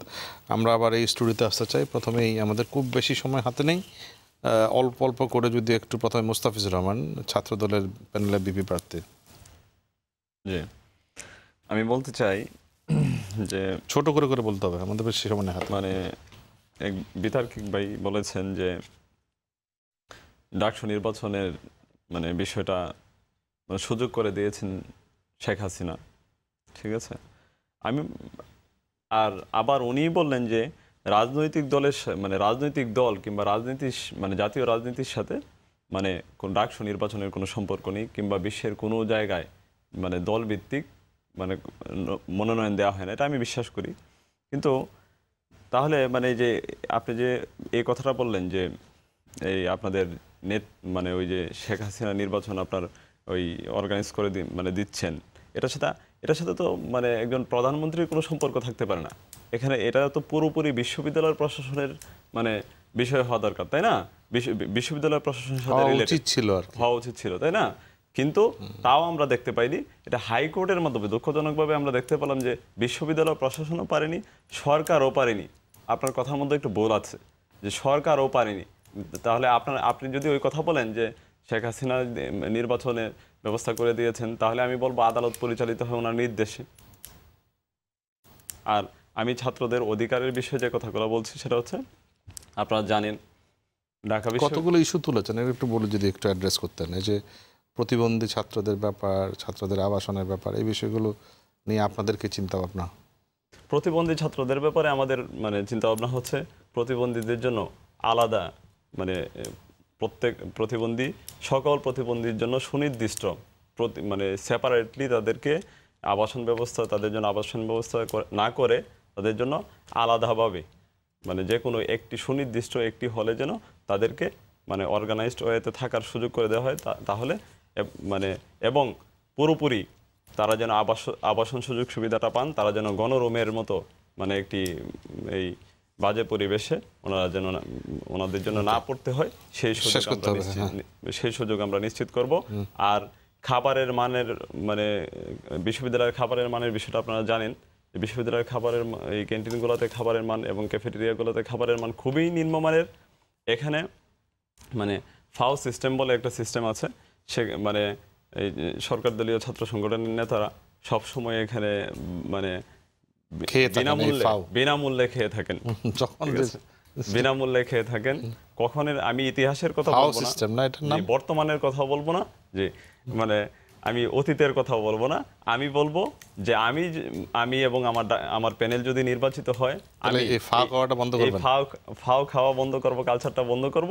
এবং মানে খাবারটা যদি এত নিম্নমানের হয় তাহলে এটা ফাও খেতে চায় কেন? আমাকে বলুন তো একটু, আমি এটা বুঝলাম না ঠিক। খাবারটা যদি কোয়ালিটি খারাপ হয় তাহলে এটা বিনামূল্যই বা কেন খাবেন? এটা ছাত্ররা তো এত খারাপ খাবার খাবার কথা না। ছাত্র নেতাদের জন্য আপনি হয়তো আপনিও মানে বিশ্ববিদ্যালয়ের সাথে আপনার গভীর সম্পর্ক আছে আমি জানি, যে কিন্তু খাওয়া হয় তাদের জন্য স্পেশালি রান্না করা হয়, স্পেশাল রান্নাও করা হয়। আচ্ছা, ধন্যবাদ রান্না করা হয়। আর আরো একটা কথা করতে চাই, সেটা হচ্ছে বিশ্ববিদ্যালয়ের গবেষণার মান, যেটার সাথে মানে ঢাকা বিশ্ববিদ্যালয়ের বেসিক উদ্দেশ্য হচ্ছে গবেষণা। এই বেসিক উদ্দেশ্য থেকে ঢাকা বিশ্ববিদ্যালয় আজকে অনেক দূরে, মানে গবেষণার মান অত্যন্ত অনুন্নত। এখানে আপনার একজনের থিসিস পেপার চুরি করে, ইভেন শিক্ষকরাও, যারা শিক্ষক তারাও মানে একজনের থিসিস পেপার চুরি করে অন্যজনের বলে মানে নিজের বলে চালিয়ে দিচ্ছেন। আচ্ছা, ধন্যবাদ মুস্তাফা স্যার। খুব ছোট করে বলতে হবে। ছাত্রদল 2010 সালে হল ছেড়ে চলে গেছে। হলের ক্যান্টিনের মালিকরা এখনো হাহাকার করে মরে যে তারা এখনো হলে ফিরছে না। বাকিতে 40,000 50,000 টাকা এক একজনের নামে পড়ে আছে। সবচেয়ে বড় কথা হচ্ছে যে একটা প্রসঙ্গ বারবার আসছে, দেখেন ডাকসু কিন্তু দ্বিমাত্রিক। শুধুমাত্র ছাত্রদের অধিকার নিয়ে যে আন্দোলন করে ডাকসু তেমনটি নয়। ডাকসুতে শুধুমাত্র চেয়ার টেবিল সম্পাদক কিংবা গান কবিতার সম্পাদক নেই, ডাকসুতে মুক্তিযুদ্ধ এবং গবেষণা বিষয়ক সম্পাদক পদও রয়েছে। এর মানে সেটি হচ্ছে মুক্তিযুদ্ধ এবং তার ইতিহাসকে সংরক্ষণের দায়ও ঢাকা বিশ্ববিদ্যালয়ের ছাত্রদের। কারণ ঢাকা বিশ্ববিদ্যালয় যে পথ দেখায় সেই পথ হচ্ছে সারা বাংলাদেশ হচ্ছে সেই পথে হচ্ছে যে পরিচালিত হয়। আপনি এক সময় বলবেন যে আজকের ডাকসু নেতা মানে আগামী দিনের জাতীয় নেতা, আবার বলবেন যে ডাকসু শুধুমাত্র ছাত্রদের সমস্যার কথা বলবে, জাতীয় বিষয়গুলোতে না গলাবে না, সেটি আসলে সত্য নয়। ঢাকা বিশ্ববিদ্যালয়ের ডাকসু নির্বাচন আলাদা যে গুরুত্ব রয়েছে, এটি হচ্ছে বাংলাদেশের রাজনীতির যত সংকটকালীন মুহূর্ত ছিল সেখানে ডাকসু এবং ঢাকা বিশ্ববিদ্যালয়ের শিক্ষার্থীরা অগ্রগণ্য ভূমিকা পালন করেছে। এবং একই সাথে সাথে তারা ঢাকা বিশ্ববিদ্যালয়ের সাধারণ শিক্ষার্থীদের যে কোনো সমস্যা ছিল সেই সকল সমস্যা নিয়ে কাজ করেছে। আমরা সম্মিলিত শিক্ষার্থী পরিষদ আগামী 2-1 দিনের মধ্যেই আমরা নির্বাচনী ম্যানিফেস্টো আমরা প্রকাশ করব। সেখানে আপনারা দেখেছেন প্রতিবন্ধী থেকে আদিবাসী থেকে এবং বিশ্ববিদ্যালয়ের বিভিন্ন সাংস্কৃতিক পর্যায় থেকে আমরা প্রার্থী দিয়েছি এবং আমাদের সম্মিলিত বিশ্ববিদ্যালয়ের সকল শিক্ষার্থীরা এই প্যানেলে রয়েছেন এবং আমাদের ম্যানিফেস্টোতে আপনাদের জন্য সেই ধরনের কিছু বিষয় থাকবে। ধন্যবাদ।